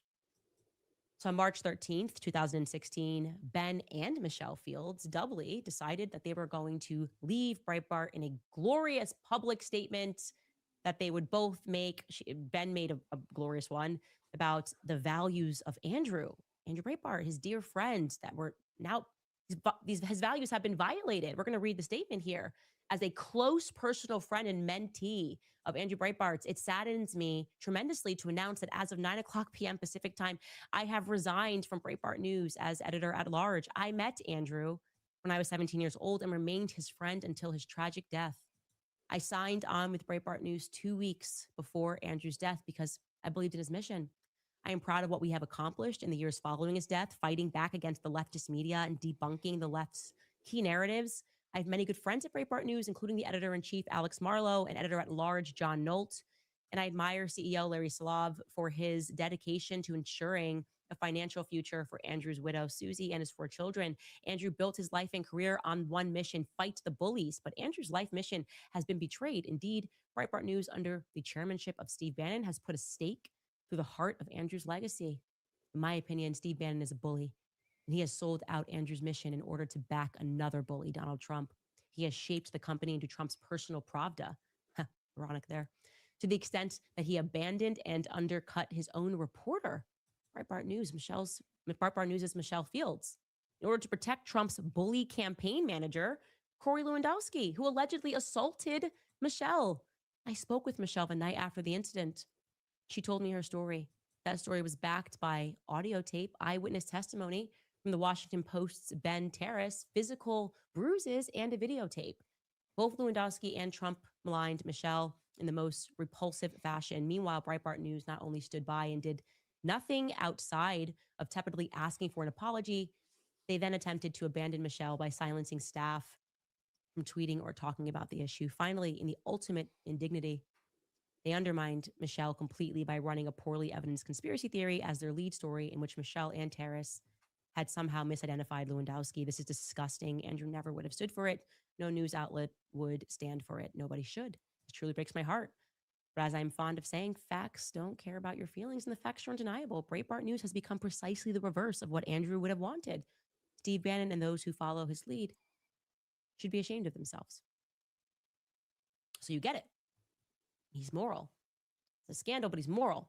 And the very next day, he then promotes the Daily Wire. And guess what? It worked. A bunch of people left Breitbart News and stopped watching Breitbart News and followed Daily Wire. This is going to be principled conservatism. They're not going to stand behind bullies, and they're going to stand up for their employees. Get it?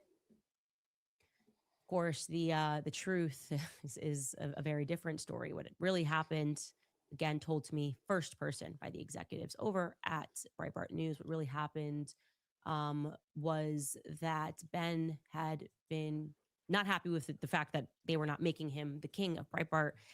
Okay, I gotta make an executive decision. Green hearts in the chat if you want me just to skip over and see if maybe we can catch something after her first commercial break. Green hearts in the chat. This is insane. Like, what is the purpose of this? Like, if you want me to, I'm just gonna skip over to hopefully maybe she'll say something more intelligent after her commercial break. I'm hoping. Oh my gosh. She talked for a long time. Lord be merciful. I'm not saying it's just because I don't like Candace, but my gosh, this woman is insufferable. Can you imagine her getting drunk, being at the cookout? Man, wait, you're not getting notifications? Yo, I don't know what it is. I'm sorry, y'all. Because I try to put the stream up earlier in the day so you get a little notification, at least 3 hours ahead of time. So I think I put this one up at like noon because I knew it was going to go on today sometime. So I usually put it up, but then I'll change the time. So, but I'll try to put it up there a little bit, at least give you 3 hours or so.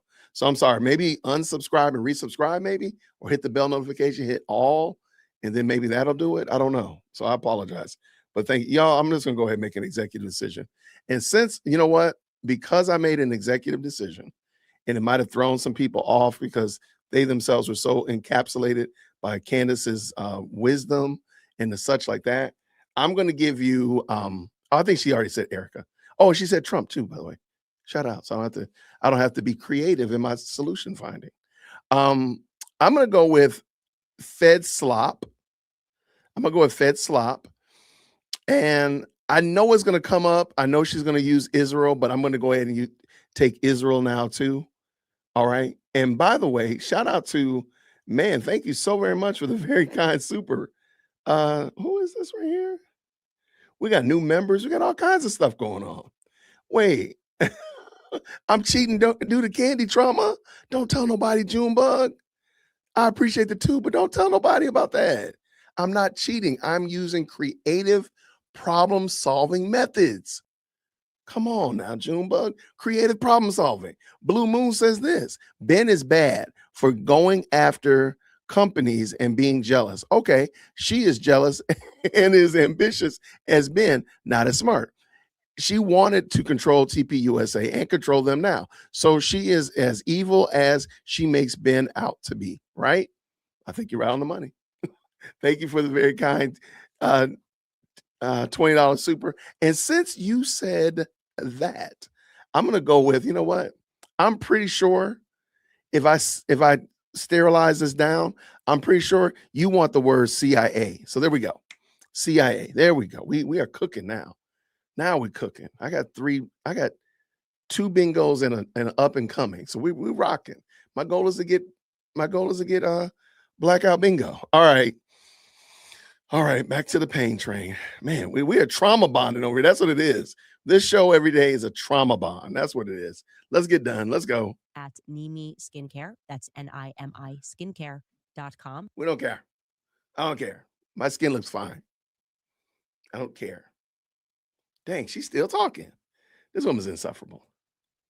So I'll go ahead and take the baton from Kanye because he might still be napping. We don't even know. He never got to express himself more fully before the world had a breakdown and pretended like he had, I don't know, murdered a bunch of Palestinian children. Wow. What he was actually expressing was that people were behaving like they were in a mafia. That's what he's going through. That's what I am living through, that people are organizing like they are quite literally in a mafia to try to destroy my life. And their goal is to emotionally break you, to make you psych 5150 you like they did to Britney, right? To get you on drugs. Like they do to a lot of people that are in Hollywood. They get them addicted to drugs so that they can control them, to catch you in a compromised situation. In the chat, real quick, do you all think, okay, I'm just listening to the words that she's saying. She's saying, I've never heard somebody talk so much about this, that they're going to say you're crazy. You're going to have a breakdown. They're going to put you in a 5150 hold and they're going to Baker Act you and blah, blah, blah. I've never heard that before. I never heard that from anybody who wasn't crazy. Like, why do you think that is? Why do you think it is that she is so talking about this topic? I think there might be something to it. Somebody said earlier that maybe you want hold on, let me see. Hold on. I just saw right here. You need military. She said military. She did say military. She said military grade. What you call it? You are more than welcome. There we go. Real quick.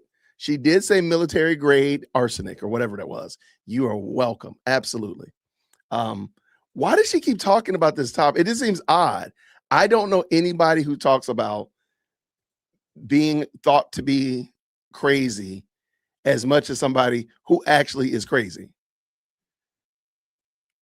Like, it just seems odd. Like, hey, look, your boy, people say that I'm crazy all the time, but you never hear me talking about that.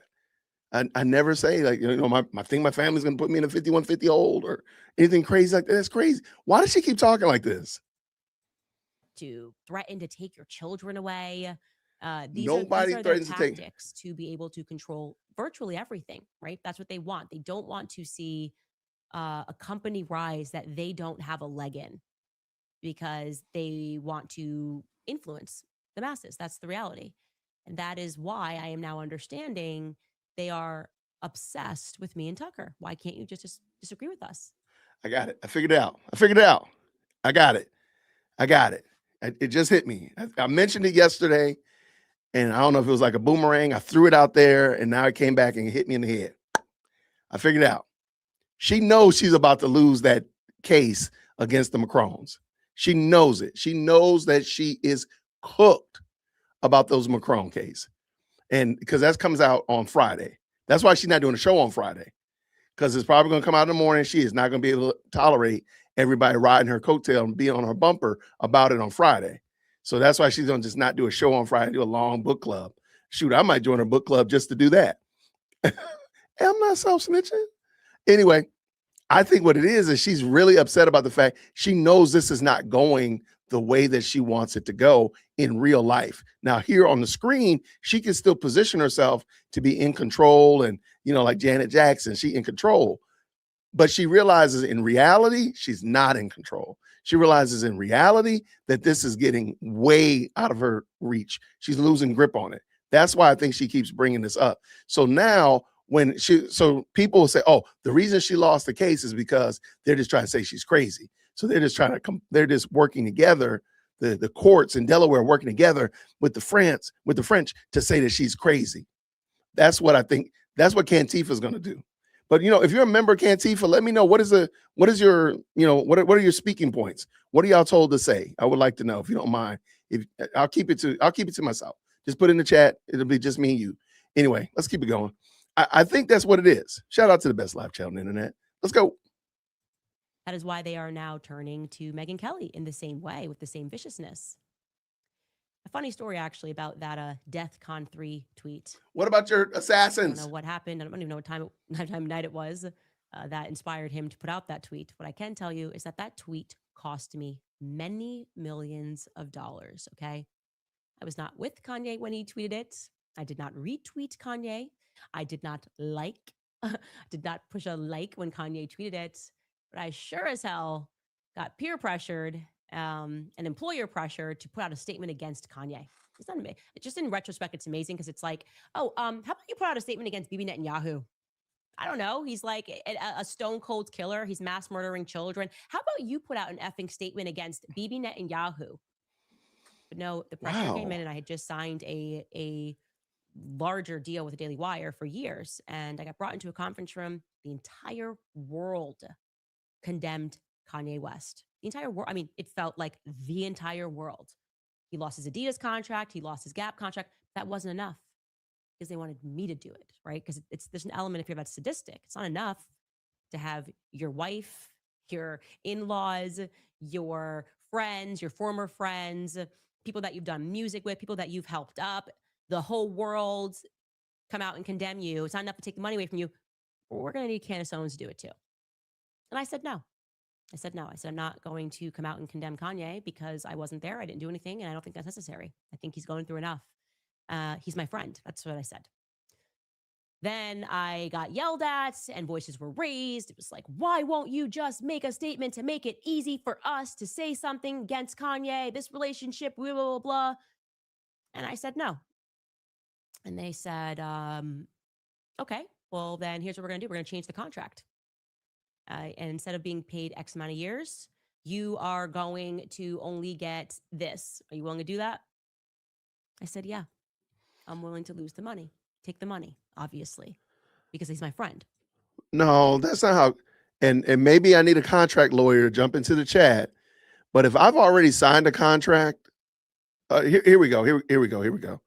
As a former teacher, you sign a contract every year. At the end of the year, you sign a contract for the upcoming school year. And let's just say this contract is for $75,000 to teach first grade, $75,000 to teach in the district. Now they can move you around, they can change your grade, all that kind of stuff like that based upon your teaching certificate. But what they can't do without probable cause is fire you or change the stipulation. They can't say you got to work every night. You got to work every basketball game over at the high school. They can't do that. So if they said, hey, by the way, Mr. Whitaker, we want you to work every football game, every basketball game over at the high school, and we're going to pay you $10 a night to do it. And I said, well, that's not in my contract. They said, well, we're going to change your contract to say that. You can't do it because I've already signed the contract and I have a copy of it and they're notarized. So you can't just change it. So if she said that she would take a different deal, that's her. She should have kept the contract like it was. Somebody said, I think she's lying. I think she's lying. You're going to have to show me that where they had a contract and they said they're going to change it and you accepted it. Well, man, that was you. If you lost millions of dollars, that's your fault. That's not their fault. They just got more money out of you. You a dummy. And I will never forget the words that I said in that conference room to Jeremy Boring, because it's so true today. And I feel so good about myself that I cannot be purchased. I said, most of the world considers me to be a formidable enemy. But actually, the reality is I'm a very formidable friend. And that's how I'd like to be remembered, as a formidable friend. And I said, one day you might need me as a formidable friend. And that was that. And you know what? Fast forward, and it looks like the person who actually is needing me as a formidable friend is Charlie Kirk. And I am a formidable friend, and he knew I was a formidable friend. And they are learning that lesson. And I am deadly serious on that topic of defending my friends, their honor. If they're going through something, if I have something to say to Kanye, okay, it's not Judas culture. I don't just hang him out to dry because everybody else is doing it and it's fashionable. And you can't tempt people with millions to do something like that. That's despicable. That's despicable. Anyways, it is especially hilarious to me that this whole strategy seems to be mocking me for having a dream that Charlie was betrayed. That's the joke, right? That's the in the no joke. It's a dream. It's a vibe. It's a vision. Told you she's It's hilarious mad. because it's ironic. It proves that these people literally had no meaningful relationship with Charlie Kirk himself. Charlie was the king of dreams. It's insane how many messages I have with Charlie Kirk about his dreams. He believed his dreams. You guys have no idea. The vivid dreams. Why don't you show us one in the last 2 years? How about that? If you show us a story, a text from Charlie Kirk in the last 24 months, I think we will all be satisfied.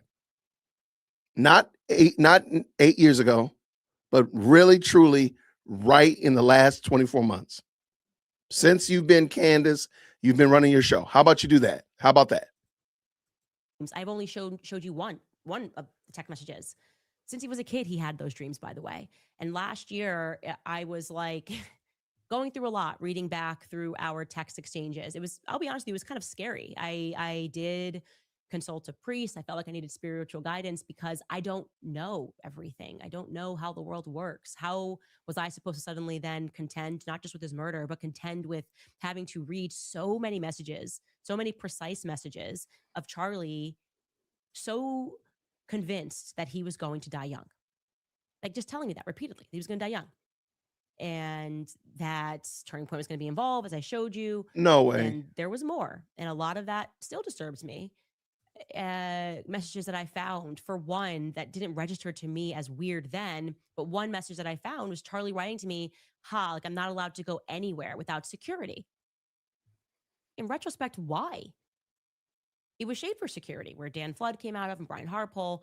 I have the text about that. Charlie was not allowed to go anywhere without security.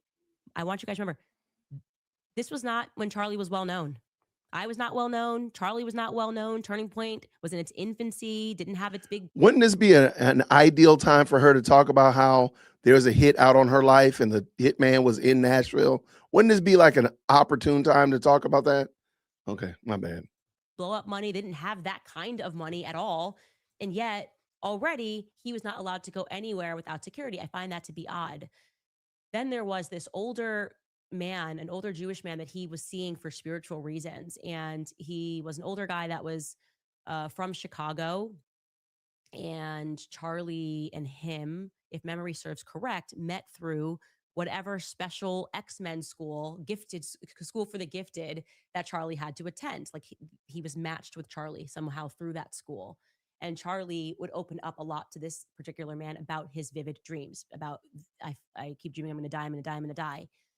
And I don't know how he got assigned to this man, but I do know that also Charlie would say this guy is like the Oracle. He also has dreams. Quite literally, Charlie uses that word. He's like, he also has dreams, and I've met him, and like he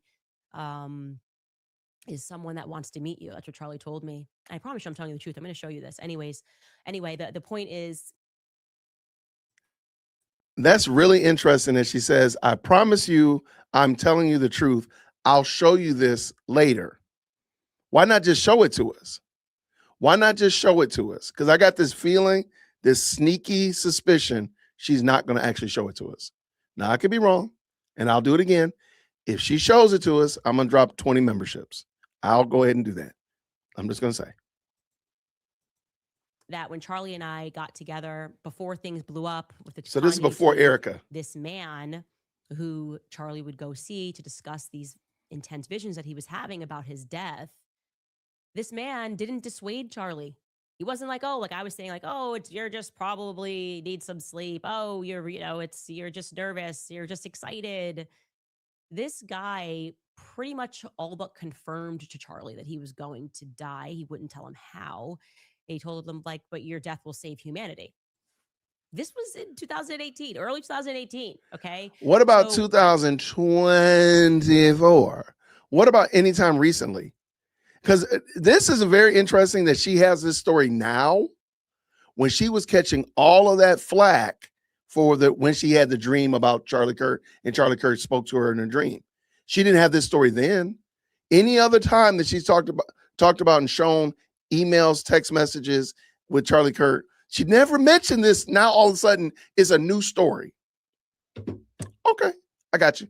I wasn't taking much of this conversation too seriously. I don't take you seriously. Really know what to really make of it. But this man, he also expressed to Charlie a lot of interest in me and Charlie's friendship. And it was like a movie. Charlie had expressed to him that he felt, which I showed you guys, that he was like a By the way, back. members, I did put a custom emoji in the chat now. There's a pants on fire emoji in the chat, in the member side. If you want to use the custom members, the custom pants on fire emoji, because I think she definitely needs it.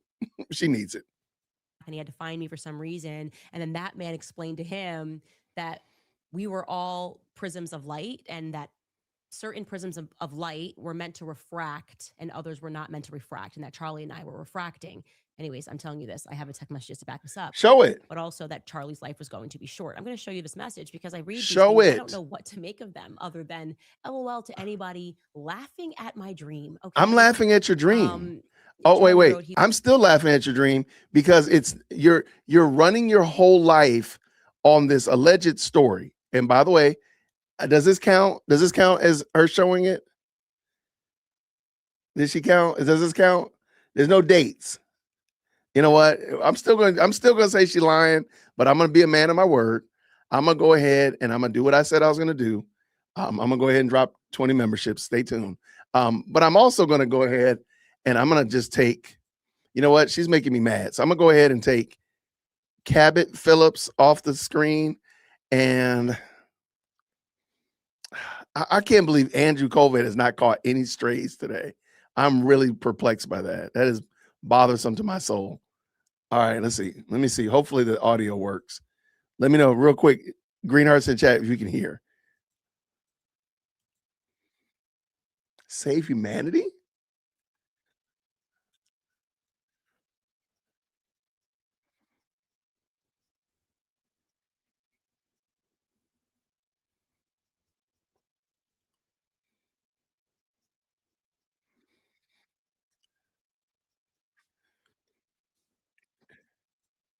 Because I think, I'll be honest with you, I think people thought y'all were dating. Back in 2017, 2018, y'all were thick as thieves. They probably thought, oh, you had no audio. I was wondering. It told me that the audio dropped. Let me see something real quick. Let me bring me back in here. Okay. It told me the audio dropped, and I wasn't certain if that meant if it was for real or not. Hold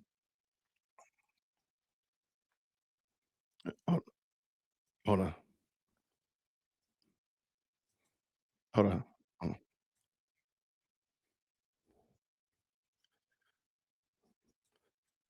Okay. So let me, I think I got it right. So let me bring it back in.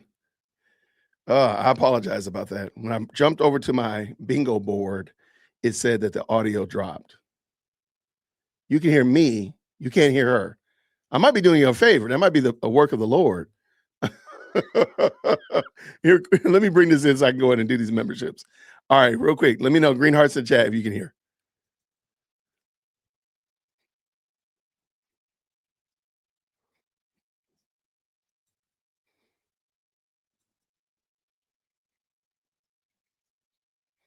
What he's talking about? That doesn't make sense. It sounds crazy.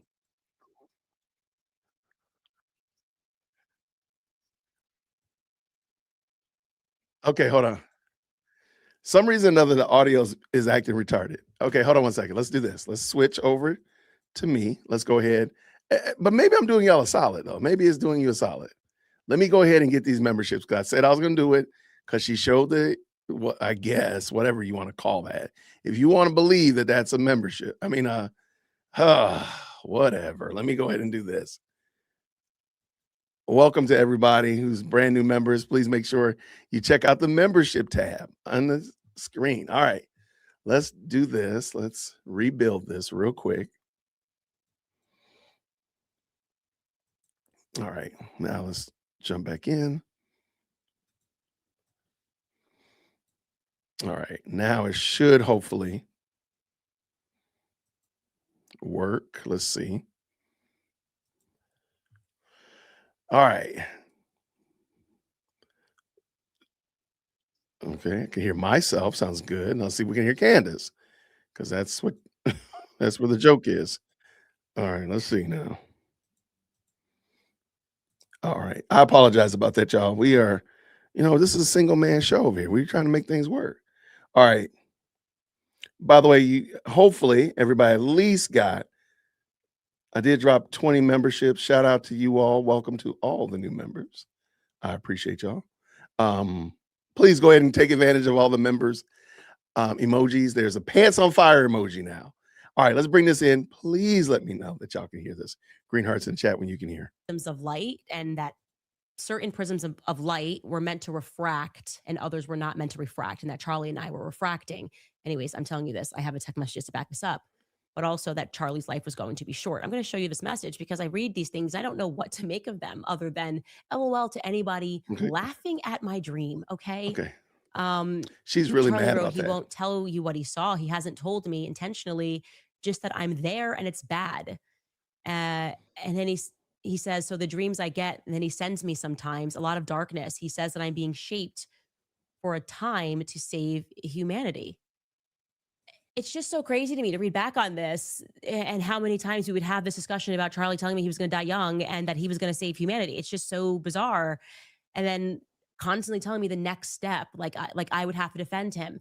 There are so many messages like this. And again, the reason why I'm sharing this with you is because it's such a nonsense. And it is so ironic nonsense to have people then mock me for saying that I had a dream. And I feel as strongly about the dream that I had, that Charlie was betrayed by people closest to him, Like nothing could stop Charlie from believing that he was going to die and that I would stand up for him.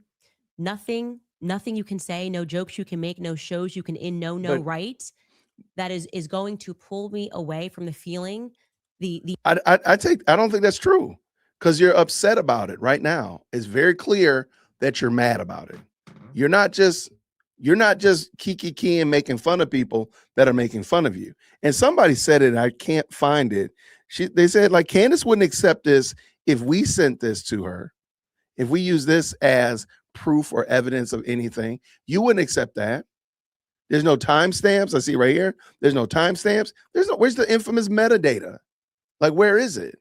There's no reason to believe anything that you've shown us. So no, for you to say that you're not upset about it, ma'am, we understand. It's okay. It's okay, Candace. We know that you're upset about it. We know. You don't have to say that you're not upset about it, because we know that you are. All right, let's get done. We're almost finished. Knowing. It is so deep. It is a knowing. It's not even a feeling. It's a knowing. It's not a dream to me. It's like a prophecy. It's like Charlie was betrayed. I don't know what else to say to you. And I hope I give you guys the permission to make fun of you, believe in something like that. To this whole world, I feel like is designed to make us not believe in ourselves. And I think that's something that Kanye used to say a lot too. Like they want. But he also recently has said that he apologized to the Jewish rabbi. Why do you not talk about that? And I want to say again, she was right there on the doorstep of talking about the French assassination on her life, and she has still not talked about it. I told y'all it. Oh, by the way, let me bring up the banner. I meant to bring up the banner. It's right here. It's been 21 days since Candace last reported on the French hit on her life. There you go. We're still here. We're still here. Let's go. Follow the crowd. You can't sit with us. We're the cool kids, right? The cool kids all listen to this person. They all wear this color. Oh, the cool kids don't pay any mind when they have a very vivid dream. And Charlie in the dream says he was betrayed. Oh, the cool, that's so, it's not cool. I'm not trying to be cool. I just want everybody to know that I am not trying to be cool. I'm trying to get to the bottom of who killed Charlie Kirk. Oh, yeah. And I intend to do that. Oh. I'm trying to get to the bottom of what the hell this situation has to do with Ben Shapiro. And I intend to do that. What is making Ben Shapiro nervous? Why am I being mocked for trying to figure out what happened to my friend? Why does it feel like I'm the only person who actually cares? The whole world knows that we're being lied to about what happened on September 10th. And yet the entire gang media apparatus is trying to convince us that that isn't so. No, that isn't, it's just not tracking. None of this is tracking. None of this tracking. And I just know that this is bigger than me. Yeah, something it's bigger. Very sinister happened. Yes. And that more bad things will happen if we don't get to the bottom. Oh, yes, girlfriend. Of what yes. exactly took place on September 10th. That's how I feel. That's how you feel. Make fun of that. Sure. I'm going to. And I'm going to ride that vibe. Ride the vibe, baby. Anyways, further to that point, I had told you guys at the top, this is interesting because I had just started cracking into this narrative of Tyler Boyer yesterday. And I had shared with you guys that he put everybody around Charlie. It's just a fact. It is. I was there. Tyler's the guy, and he's a bad dude. You were there 7 years ago, boo. You were there 7 years ago. That's a whole different, a lot changes in 7 years. He is. And so it is pretty rich that this headline ran yesterday about an ex-Arizona lawmaker who's questioned election integrity is now being sentenced for using forged signatures. Now, I was telling you at the same time, Tyler's got his hand in Arizona politics. He's also pulling Charlie and helping to build Turning Point USA. And one person told me on record that he would also offer bribes to people. Like, I'll get you a job at Turning Point USA if you do this for me. I got it. The lawmaker forged the signatures of the generals at Fort Hottua that signed off on deleting Charlie Kirk. There you go. I figured it out. I cracked the case. Why she look like that? I'll say allegedly, but I have it in writing that this person is saying that he was offered a job from Tyler Boyer. No proof. So the real world of politics and this 501c3, they were being connected. Turning Point USA was being connected, and Turning Point Action is who this former Republican lawmaker ended up working for. The article goes on to say that a former Republican lawmaker who questioned the integrity of Arizona's elections and served as a leader or the conservative group Turning Point Action, is scheduled to be sentenced Tuesday for using nominating petitions that contained forged signatures in a bid to qualify for a 2024 primary election. This person is Austin Smith. He's 30. He pled guilty in mid-November to charges of attempted fraudulent schemes and practices and illegal signing of election petitions. He had acknowledged trying to use petitions with forged signatures that he knew were false, plus forging a dead woman's signature on a nominating petition. Okay. Smith represented an Arizona House district in the Phoenix suburbs for one term before dropping his reelection bid in 2024 when questions arose about signatures on his nominating petitions. He resigned at that time, so this was happening while he was at Turning Point Action, the campaign arm of Turning Point USA, Okay. which has become a major force in Arizona Republican politics. Okay. This is a kind of article that you should pay attention to because it is further certifying what I am telling you. Okay. Tyler Boyer needs to be looked at and investigated further. And yes, how dare you question his friend? Well, people who commit crimes are open to committing crimes. I don't know what to say. I've been around. I've seen some stuff. Okay. All right. I know somebody's going to do it. I do not. Let me go ahead, big screen this right now. I do not want anybody to cut that clip out where she says anybody that commits crimes is prone to commit crimes and mix it in with Mitch Snow and his elaborate stories and all of his shenanigans. Do not do that. Do not. And don't email that when you get it done. Matter of fact, don't email that to me at all. I do not want you to email that to dearwokec@gmail.com. Don't do that. Don't take the clip of her saying people that commit crimes are prone to commit crimes and then put in, Mitch Snow attacking his wife with a hammer. Don't you do that. Do not do that. I do not approve of those shenanigans. Matter of fact, you know what? We're going to take a palate cleanse. We're going to take a break. We're going to take a little detour, if we will. I know people are like, Jason, let's get done with this show. No, because I'm making fun of it. All right. Shout out to Ben. Ben is a moderator in the chat. Do me a favor. Y'all just put the word Ben in the chat. Just put Ben in the chat. Ben is crazy, man. Ben has been a beast on this social media. These AI videos. Watch this. To me in a dream and told me to tell everyone to stop being so mean to me or else. Charlie came back to me in a dream and told me to tell everyone to stop being so mean to me or else. Shout out to Ben. Man, bruh, what is wrong with you, man? Why are you like this, man? Why are you like this? All right, let's get done with this show. I promise you I'm going to get done. I'm not going to stop. We're done. Okay. If you're willing to commit fraud, if you're willing to use a dead person's signature oh my gosh, to further your career, you're probably not against doing that everywhere you work. I don't know. Turning Point Action seems to be problematic. One of the early tips that we got from somebody inside of Turning Point USA was that a lot of money was missing from Turning Point Action. I'm still working to confirm that. I have another strong lead. Another strong lead. Money specifically was missing from Turning Point Action. And we know Charlie was establishing this Doge. So yeah, where there's smoke, there tends to be fire. And we all have the sense that this is more than just smoke. It's like we're watching a house of cards collapse in real time. Yeah, it's called your show. And I sense that a lot of people are going to be exposed. And that despite all the attacks that I'm going through, that at the end of the day, daylight is going to be the best disinfectant, and people are going to see that we were right, all of us, that all of us are right in the feeling that we have about this organization, and that we don't have to keep pretending, or I guess some of you guys were not pretending at all, but like we shouldn't pretend that anything that we're seeing is normal. Right. Your behavior I isn't think Charlie normal. found something out about his organization very shortly before he died. And I think every day we are inching closer to determining what that something actually is. So I'm sorry that I had to dedicate this show not to further telling you more things that we discovered about Turning Point USA, but I wanted to fully respond to Ben Shapiro because I think that of this, like I've said, he's making me uneasy, and no one should have to live through what I have lived through over the last 2 years. I didn't want to be in a gang when I was younger. I did not want to be in a gang when I was older. And I don't like gang tactics. And that's exactly what this is. These are gang tactics. The fact that I have been effectively blindfolded, prevented from joining or competing in the free markets in a fair way. These certainly were not free markets at all.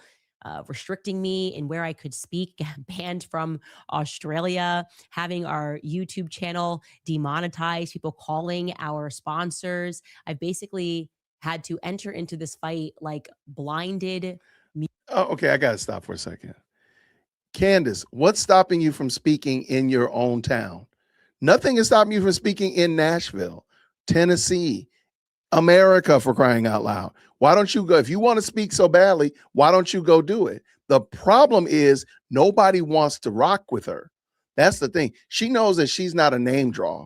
She knows that she's not going to draw a large crowd of people that actually, she's not going to draw any conservatives ever again. I pray that is a reality and a truth. So she knows that she can't draw like TPUSA does. She wants TPUSA's drawing power. That's what she wants. She wants Daily Wire's drawing power. She wants the ability to bring people and put butts in seats because she knows she can't do that. That's why she keeps talking about this. She talks about Australia. Whatever. Like, what about right here? You don't even have to go 9 time zones over. Why don't you just do it in your own town? Because nobody wants to hear you. I don't know whatever happened with Australia. I don't care. But why don't you just speak right here? You can do it for free. You don't have to get a Supreme Court ruling to go speak in your own town. But nobody wants to hear her. That's the problem. She knows she's going to draw negative energy, if you will. She's going to draw far more. Nobody wants to hear her. That's it. That's the problem. We're done. Let's go. Muted and with my hands tied behind my back, and I'm still winning. How? I'm winning because I've committed myself to truth, not to money. I've never cared about money. I've always made that clear. I don't care about money, and that's why I turned down millions to say something about Kanye West. I care about truth, and I care about doing what's right. And yeah, that's what I want to say about that. We'll take a brief break before I answer some of your questions. All right. If your credit card balance is freaking you out, I really want y'all to think about. I don't think this is a lap too far to say that we're watching her come unglued. I don't think that's a hyperbole. I don't think that's being oh wait, hold on. Because it looks like she might be reading a live comment. Hold on a second. Okay, let's see if I'm right. Hopefully, wow, if she's reading a live comment, I will absolutely not eat my hat. But let's go. Green Hearts. Getting a lot of comments, people asking for Maggie's socials, and I'm gonna give you. Oh, that's this what is it her was. Instagram Sorry. page. It's Mags Wegner, Maggs. Wegner is spelled Wegner, and I would love everyone who watches this to go give her a follow. I think goodness has to win. Goodness has to win, and I would have never known this person. I had no idea that she just did the right thing and said, "Hey, I don't feel comfortable doing this," and what I said to her was, you will be rewarded for it. It's the tougher decision in the moment is usually the decision that you're rewarded for in the end. It's always, that's kind of been the story of my life for sure. Making the right decision not to attack my friends, making the right decision to say, hey, what Israel's doing to the Palestinians is wrong. And you can be maimed, you can be caricatured, you can miss out on a job, you could be banned from Australia. But I think God takes care of you in the end. And I'm glad that she followed her Christian heart there, man. Look, Mags Wegner, I'll tell you what, I would love to be the person that gets called if you are going for the next job. And I have letter of recommendation, a video of recommendation. I want Christianity to win. I want goodness and truth to win, truly. Wanted to also, you guys know we have some new merch on the website. Really good new merch. New sorry, year merch. You can visit, obviously, Candace. I thought there was something new. We also are selling the hard copy. I thought she was doing something new, but she's not. Let me zip past this to get to some comments where she's hopefully. I thought she was engaging with like some live comments, but I got tricked. Okay, let's go. Here she goes. She's back. Blowing up, which is hilarious because I can't say any French words. I swear I was in AP French. You guys don't believe me.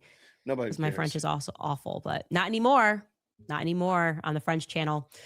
This person writes, a lot of completely crazy things are happening in France. Have you heard about the culling of cattle and herds called cattle depopulation here, supposedly to eliminate lumpy skin disease, a disease that currently affects cattle, but is not dangerous to humans? All this madness strongly reminds me of sacrifices. Yeah, we looked into this after you sent that note. Similar things are happening here, how they're trying to, they want all the farmland. They don't want us to be able to feed our families. And that's why the farmers, the ranchers, ranchers, they're fighting the government right now. They're trying to squeeze them. There was also a story years ago about how they had poisoned the chicken feed, which I totally believe that happened. And all of these hens were not laying. It was a couple of years ago. I actually covered it when I was at the Daily Wire. And when we looked behind the company that was behind it, it was like Purdue, wasn't it? Am I just thinking it's Purdue because it's Purdue chicken? I don't know. Anyways, the point is that it was Big Pharma, which even controls what the chickens eat. And that's why I keep saying we've got to go the other way. We have to be super organic because it feels like they're catalyzing, introducing us to this dystopian future. That's how it feels like everywhere. Like Brigitte Macron is suing people for knowing the truth about crimes that she committed when she was a man. That's dystopian. That's a dystopian nightmare. You go to prison for knowing. Anyways, next comment, top comment from yesterday's episode on our English This channel says, why does it always end with child sex trafficking every single time? Lord, bring them down.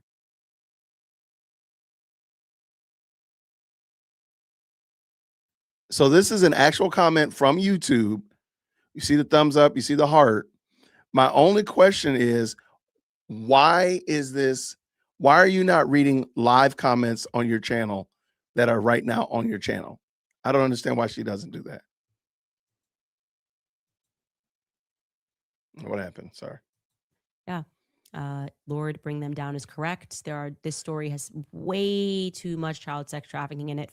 Charlie Kirk story, me looking into different people, it just keeps coming up. I mean, everyone is involved with the charity. It's like, it's weird, doesn't make any sense, and it doesn't make me feel good about that.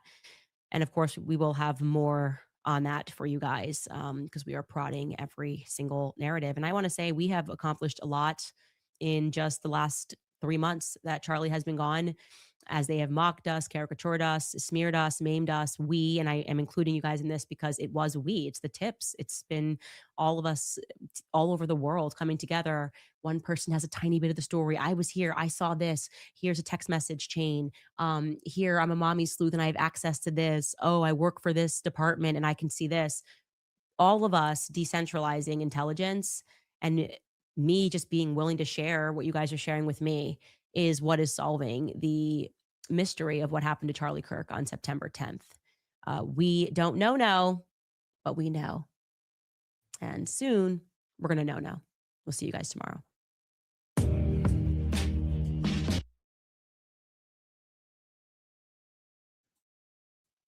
Okay, guys. That was it's starting to become very clear and evident that Candace's show is just she's just looking at the shot clock. She's just trying to wind down the shot clock. She has 60 minutes on the clock, 65 minutes on the clock, and she's just going to talk about whatever for 60 minutes. What did that have to do with anything? I mean, we already knew she got beef with Ben Shapiro, but if Ben Shapiro is so beneath you, why are you punching down? Why are you punching down to punch at Ben Shapiro if he's so beneath you and giving him credit? Like, I think most people probably wouldn't have known some of the stuff that you said if you hadn't brought him up. Just in my observation. Woo, that woman is something else, y'all. Oh my goodness. Shout out.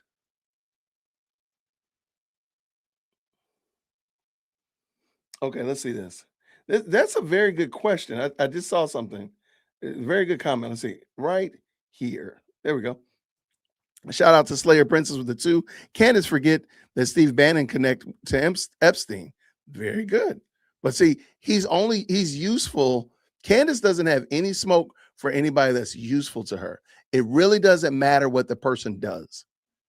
I really believe that she would be fine with the devil himself. As long as the devil himself is supporting what it is that she wants to do, she's good with him. And she doesn't care. She doesn't care. Phantom says this with the 5. According to AI, Craig Harvey, the guy who did the autopsy on Breitbart, is alive and well. He retired in August 2016. So she is lying about him. There we go. That's why we get the best live chat on the planet. That's crazy work, man. That's crazy. I might have to go back and hear what she said. But is she saying that? Yeah, I remember autopsy, so that's what she said. That's crazy work. Blue Moon says this with the 4. Thank you so much. She knew Ben was awful, like the worst, and she worked for him? That's a great question. And remember, Ben rescued her because she got fired from PragerU. So Ben swooped in, or Daily Wire swooped in, however they want to say it, and gave her a job when nobody else was trying to hire her. I think Candace is missing the fact that nobody else was trying to hire you. Like, I know you got this story, but nobody else was trying to hire you. 3,000 equals Jews. Why does she keep, is that, somebody said, thank you so much, Observing Chaos. Like, why 3,000 years? That's kind of weird. I don't know. 3,000 years doesn't work for me. Now, she said like 5,000, and you can say God promised to Abraham, maybe I could work with it. But why is she saying 3? And she says it a lot. So there's some reason why she's saying it. I'm with it. Junebug says this with the 5. This is all because she's losing. She's not winning the war. Ben is consistent and direct and does give proof. She can't win against him. There we go. Because she didn't show us anything that really materially was able to say, hey, okay, here's some evidence. Let's go look at it. Yeah, it looks pretty bad. An email from a random person. And again, I want to know a little bit more about this whole that show that they were trying to do. I don't think it was as bad as they're making it out to be, but it is what it is. Let's keep going. Phantom says this, yet she still worked for him in the 2020s. See, he couldn't have been that bad. She is so boring. Queen says, thank you so much with the 2. Thank you so much right here with the 5. Would you be surprised to hear Candace, the disgrace, ate her young?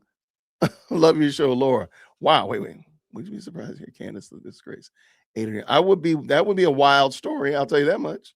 That's what I will say. Thank you so much with the 2 right here. Put her in double speed. It will be funny. The problem is it won't allow me to put it on double speed. I keep trying. It will not. Certain videos don't allow you to change the speed. I don't know why. Candace does some weird stuff with her with her show. Why didn't she sue them? She knows how to. Well, that's sue. She does know how to sue. Why is she not suing them? But again, and I'm putting the ask out there. If you find a lawsuit between Daily Wire, Ben Shapiro, and Candace Owens, or Candace Owens LLC, Tom, whatever, Tomboy, whatever her husband's company, can you please send me? Because I've yet to see a lawsuit from the Daily Wire. She keeps saying that they're suing her, but I don't see it. And I would love to know what they were suing her for. If y'all can find it, please let me know. Shout out to some guy with the 2 things that never happened for 2. Yeah, hold on. Do I have that? I don't think I still have that meme. That's the most, I think I have it somewhere else. I don't have it set here. Well, this is it. This is for her. I have nothing. There we go. We got nothing.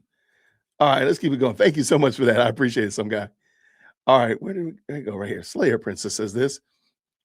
It's ironic she demands everyone make a statement on everything, or rather anything she demands, but she can't be asked to call out bad behavior.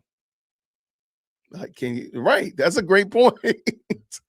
That's a great point. Like, she wants people to do exactly what she did not want to do with Kanye. That's a great point. Shout out. Phantom, no, all of her recollections are before 2020, not after. There we go. Thank you again for the 2. No, she doesn't have any recollections after the fact. And the whole story about Charlie and Dreams, so what? Like, she still hasn't brought together the idea that they are going to kill me, and that are the people at Turning Point and not other people. She still hasn't made that clear. Thank you so much, Maria, with the 10. Thank you very much. She is her biggest fan. She hates to be treated the way she treats others. Her biggest issue is no one takes her serious. Her husband don't take her serious. Something is deeply wrong with her. I agree. Like, I would love to hear, like, what is their family conversation like? Because I'm sure it's probably wild. What does Phantom says over here with the 2? Charlie Kirk's death did not save humanity. That's blasphemy.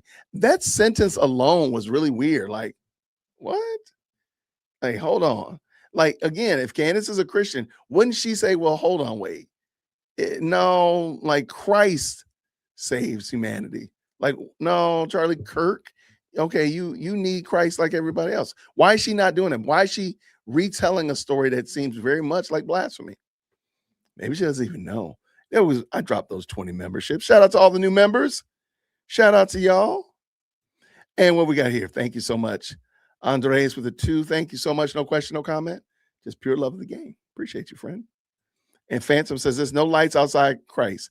She's making Charlie Kirk a heretic. That is a very interesting story. She's changing the way people see Charlie Kirk. Charlie Kirk was not smart enough to realize he was surrounded by people that hated him. He wasn't smart enough to realize that money was being stolen. He married his op. Like he married a woman that was his op. And he wasn't smart enough to recognize that. So, I mean, she's making Charlie Kirk to look like the biggest dolt on the planet. And I don't think that she realizes what she's doing. Thank you so much. Brand new member. I appreciate you. Welcome, young lady. Welcome, welcome. And what we got here, Slayer says this with the 5. Trusting your dreams is very NAR coded. That's a very good point because she does not like the New Apostolic Reformation. They're terrible people. And this is one of their almost hallmarks is trusting your dreams. Doesn't she hate the NAR because of McCoy? There you go. Excellent point. Great call out. That's why I love this chat. And Phantom says this, I believe Charlie Kirk actually became saved in 2020 and 2021 and therefore started turning TPUSA from just politics to legit Christ-centered organization. I can totally agree with that. And I've said this to other people offline. I think, Charlie Kirk was young. When I was young, I did dumb stuff. And I think some of the things that he was doing didn't comport with the Charlie Kirk that we knew that just passed away. So I'm like, some of that stuff didn't make sense.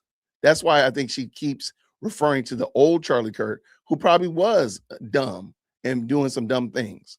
But you don't see him doing a lot of those things that she's referencing now. And therein is the rub. I think you're right on the money there. All right, what do we got here? Craftsman says this. I fell asleep. Is she still talking? Is she talking about Mitch? That's funny. She ain't talking about Mitch at all. Isn't that funny? She hates everybody who called out Mitch, but she can't seem to bring up anything about Mitch to change people's minds. Just something to think about. I like it. She's losing at her own game, and she knows it. Anytime she talks slow, stops, and stumbles over her words, she's making up scenarios as she goes. That's an excellent point.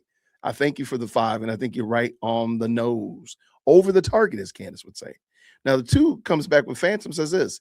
She thinks government is trying to kill its own peeps. I don't know what she's thinking, truth be told. But I know this. Melanie came through with a $20 super. Thank you so much, love. She says this. She talks about how the Daily Wire is acting like a crazy ex-boyfriend stalking her. But look at her. She is acting like Charlie's crazy ex and is stalking TPUSA. I mean, the fact that you're still bringing up emails, or rather text messages from 2018, and you don't see the dichotomy and you don't see the weirdness of that, that's some boiling bunny status right there. Thank you so much, Melanie, for the very kind $20 super for sure. Anderson says this. I'm convinced she writes her own comments. Now, I wouldn't be surprised if the staff was writing them. I would not be surprised, especially given the fact that she doesn't put them on the screen. I think that will do away with my confusion. And they turn off. Let me just double check. Make sure I'm not saying that wrong. Let me see. You cannot go to her channel right now and pull up the live chat. The live chat is gone. So when the video's over, the live chat disappears. Why does she not allow the live chat? I leave my live chat up. Y'all can go back and watch the video from yesterday and see the live chat. You can go back 2 days, 10 days ago and see the live chat. I don't turn off mine. Why does she turn off her live chat? Because she's not reading those comments. And again, I'm open to being wrong, but I don't think I am. She claimed Harvey died by military-grade poison, which was crazy sentence. And as Phantom has pointed out, Harvey is still alive. Shout out for sure. Thank you for that. MB came through with the $5 super. No question, no comment. Just want to support the game. Thank you so much. I appreciate it. Observing chaos with the 279 Canadian. That was when God promised to the Jews, promising 3,000 years ago. Maybe I got the numbers wrong. Okay, I'll take that. If I'm wrong with my numbers, I'll take that. If that's what she's trying to do with the 3,000 years ago, which is very odd. Okay. Well, why is that a problem for Candace? because that's pretty new. I haven't heard this one, the 3,000 year claim. She's been talking about Jews before. This is probably this week is my first time hearing that. And maybe my ears fell asleep or something, but I have not heard that before. Thank you for the membership. You're welcome, Iris. Thank you so much for being a supporter of the channel. Shout out to all the new members. Interesting thought on Mitch. He is going to be her next Stephen from convicting a murderer, but backwards and with the Zodiac. Yeah, the whole story with Mitch, I think the wheels on the bus fell off. That's why she didn't bring it up. I have a sneaking suspicion. Tomorrow is Thursday. She's not going to do a show on Friday. She got the whole weekend. I think we may have heard the end of Fort Hawktua. Like, we didn't hear her talk about it at all today. She only mentioned it twice yesterday. It was supposed to be the big bugbear that, set everything straight. She's not talking about it. If that was a big deal, why was she not talking about Fort Hawktua today? Why did she not talk about it yesterday, really? I think, in my mind, next Monday, we will not hear about it. So let me know. Keep me honest, but I don't think we're going to hear much about it. And so therefore, I think Mitch is gone too. Read the text again. She didn't read the bottom intentionally to manipulate her cult. Please read it again live. What did she say? Hold on.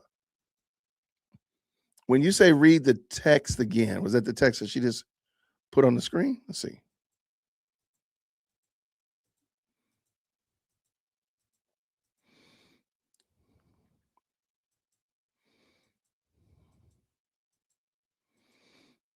Okay, I don't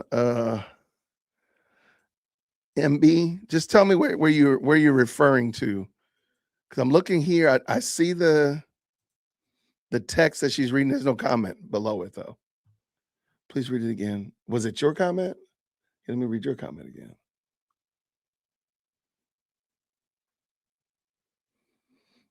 Okay, I don't see it. Make sure I'm not going crazy here. Which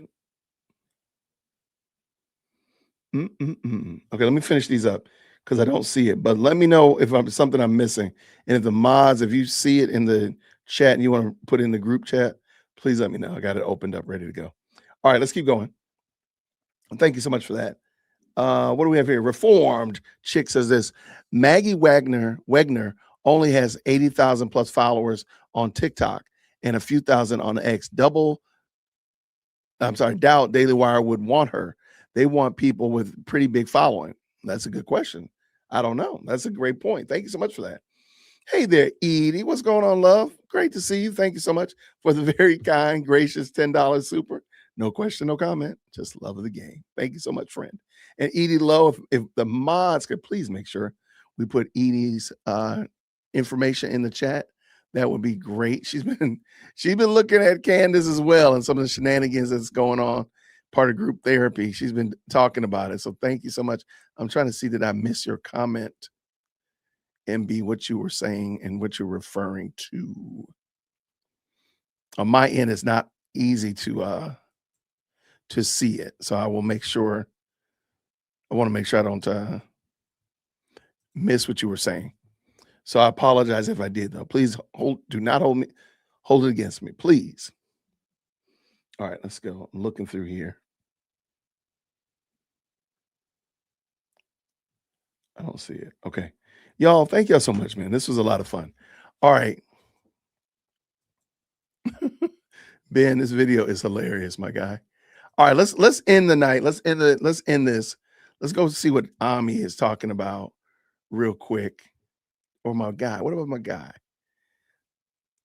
You got any more Trump in Venezuela? He don't have any more Trump in Venezuela. All right, wait, what is this one right here? All right, no more Trump in Venezuela over there. So let's go check out what Ami had going on over here. And then maybe we'll pull up another surprise. Thank y'all so much for hanging out with us this evening. Oh, what do we got here? MB. Charlie Kurt's text. Oh, okay. I'm sorry. Thank you. Okay, Charlie Kurt's text. Now let's go back and find that. I can find that for sure. That was when she's talking about the dreams. The dream team.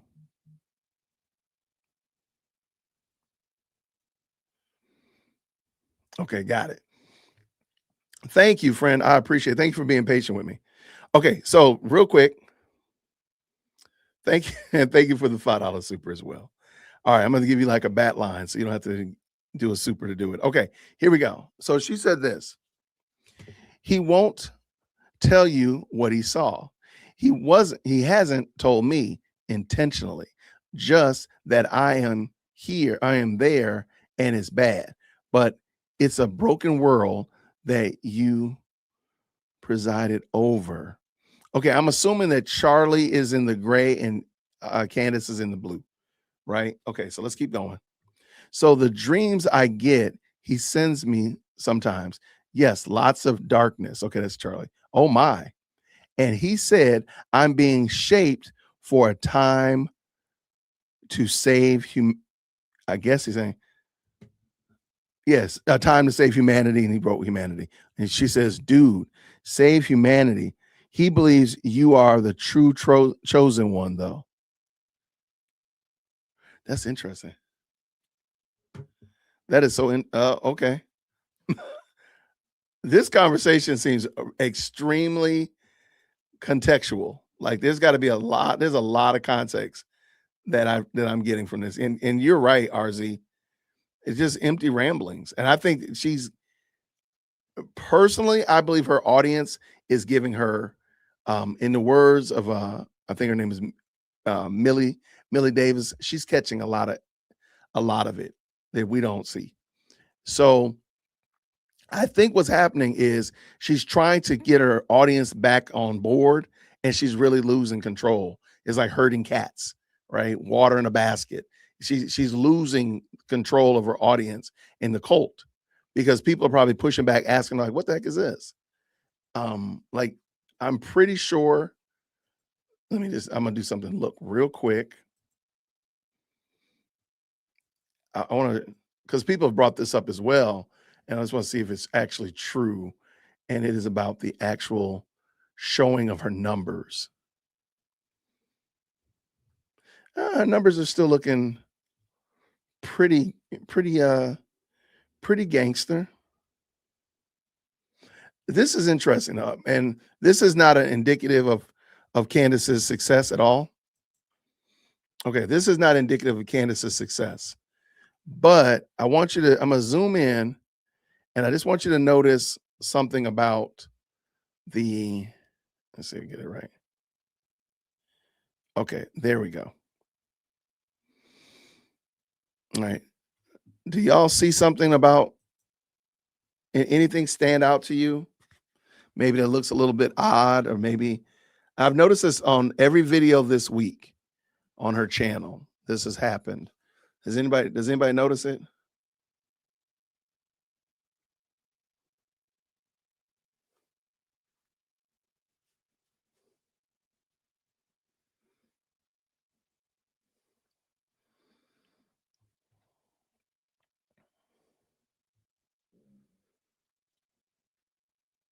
Does anybody notice anything particular? What I notice is that she doesn't have millions of views on this video yet. Her views are down. Every one of these videos this week is ended the stream less than 1 million views. Now, of course, people are going to come back and follow it. People are going to come back and watch. Some people might have started watching and then come back, but every show it's gone down. So this is the lowest I've ever seen it right here, 228. Now, I'm sure, again, not trying to say anything, because I'm sure by tomorrow it'll probably be up there, because people probably just want to get to, double speed or whatever, because they know it's going to be a nothing burger. But it's just something I noticed, that every day her views are going down. Just seems odd to me. And I don't know what, because usually it's like in the millions.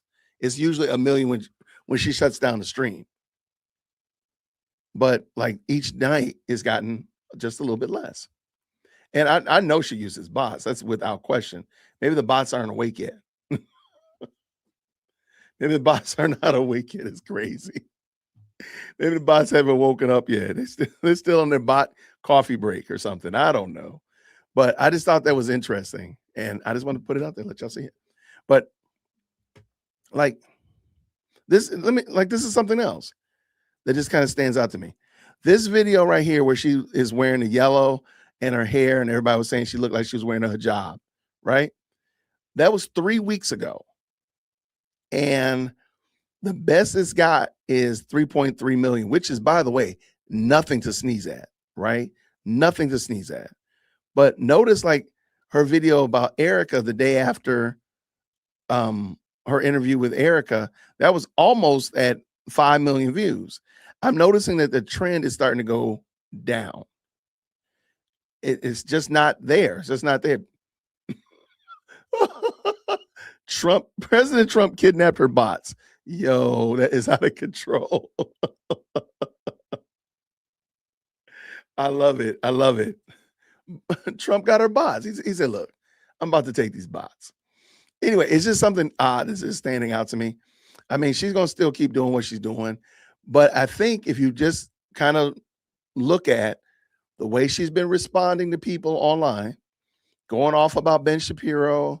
Remember the last time she called Ben, said he was a slave owner and all this kind of, what was that day? What day was that? When she was calling Ben a slave owner and craziness like that. Okay. But noticing that she's getting a little bit more rabid each day.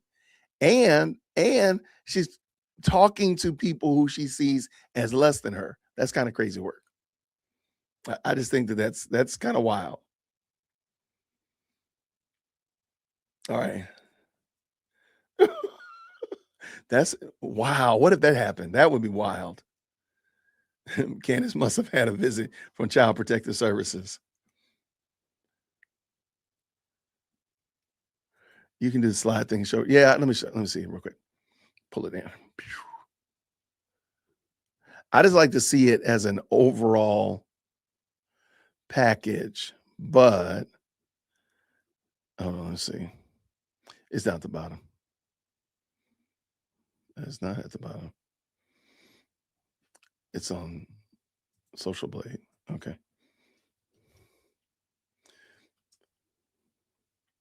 Yeah, so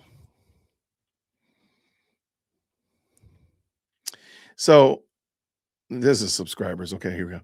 All right, here is her Social Blade numbers. And I don't think they're as telling as one might think they are. What is this right here? All right, I don't think they're as telling as one might think. But, hey, I guess you can make an observation here. I mean, those numbers are starting to go down from, where is this? This is September of 2025, and this is December of 25. Oh, so this is definitely gone down since last month. All right, these numbers have gone down. Now, let me say again, before y'all hear what I didn't say, she's got some pretty boss numbers, okay? 93 million views in a month is insane, okay? That's insane. I'm not taking anything away from that. All I'm saying is the numbers are starting to go down. This is the height. The height of this was when she started with the Charlie Kirk. Which one was this one, by the way? This is November of 2024.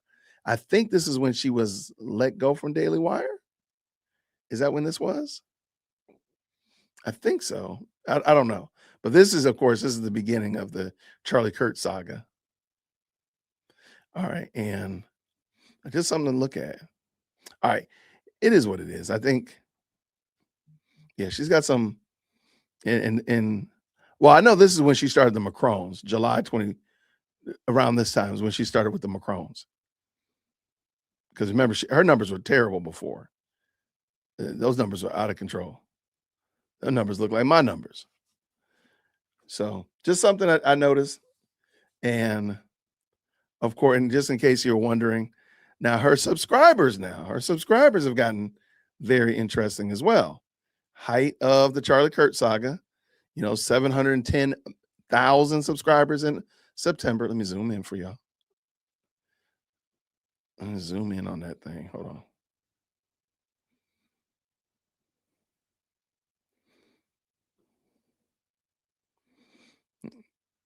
I don't know why it won't let me zoom in.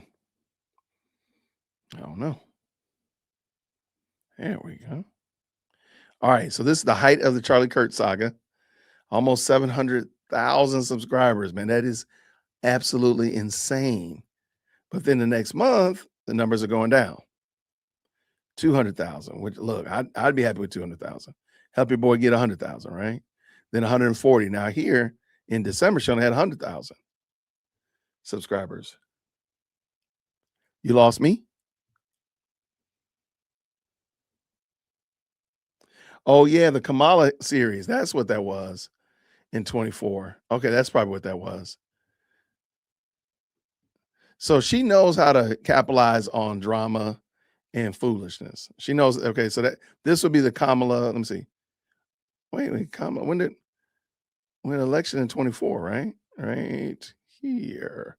So right here, I think this is about the time of that Kamala series. So let me see what her views are like. Yeah, okay, that's about right. Right around that time, she had some pretty aggressive views. I mean, 64 million views in a month. I got to give you your props. That's some serious those are some serious view numbers right there for sure. But I think that's part of what the problem is, in my opinion, that she's losing support. I think she's losing the support that she usually is getting. She's used to getting, please forgive me. She's losing that support that she's used to getting, and now she's got to find a way to drum it back up. But we're going to see what happens, y'all. So everybody, thank y'all so much for rocking with me. Hopefully everybody at least got close to winning bingo. If you need the word calling an expert a liar and delegitimizing, you can have that as well. She didn't say feds. I'm surprised she didn't say feds. She says feds all the time. I'm really so shocked. So I got bingo 7 different ways. I only missed 2. I missed 3. Please forgive me. I missed 3 bingos. So I didn't get blackout. We'll do it again tomorrow. Everybody, thank y'all so much for rocking with me. I really appreciate all of you all. Thank you so much for your support of the channel, for the very kind and very gracious super chats, for just people in the comment section, being a part of the best live chat on the planet. Jump on over and become a part of the best comment section on the planet as well. I really appreciate y'all. Thank you so much for all of what y'all are doing. And I will see you all tomorrow, Lord willing. Tomorrow is Thursday. I think we're just doing Thankful Thursday, and we'll probably just watch this again and have a good time. Let me know if y'all like the body cams, by the way. If y'all do like that, maybe we'll start the show with some body cam footage, kind of ease into it so we don't have to trauma bond. We can bond around something good. Let me know what y'all think. Everybody have a wonderful evening. Thank y'all so much. I'll see you real soon. Grace and peace. Take care. Thank you so much for tuning in to another episode of the Jay Whitt Podcast. If you enjoyed today's show, please do me a favor and hit me up with that 3-piece special. Like the video, subscribe, and of course, share it with somebody who would also enjoy this type of content. And make sure you leave a comment, because I do pin the best comments to the top. So thank you so much for tuning in today. And until next time, everybody, grace and peace.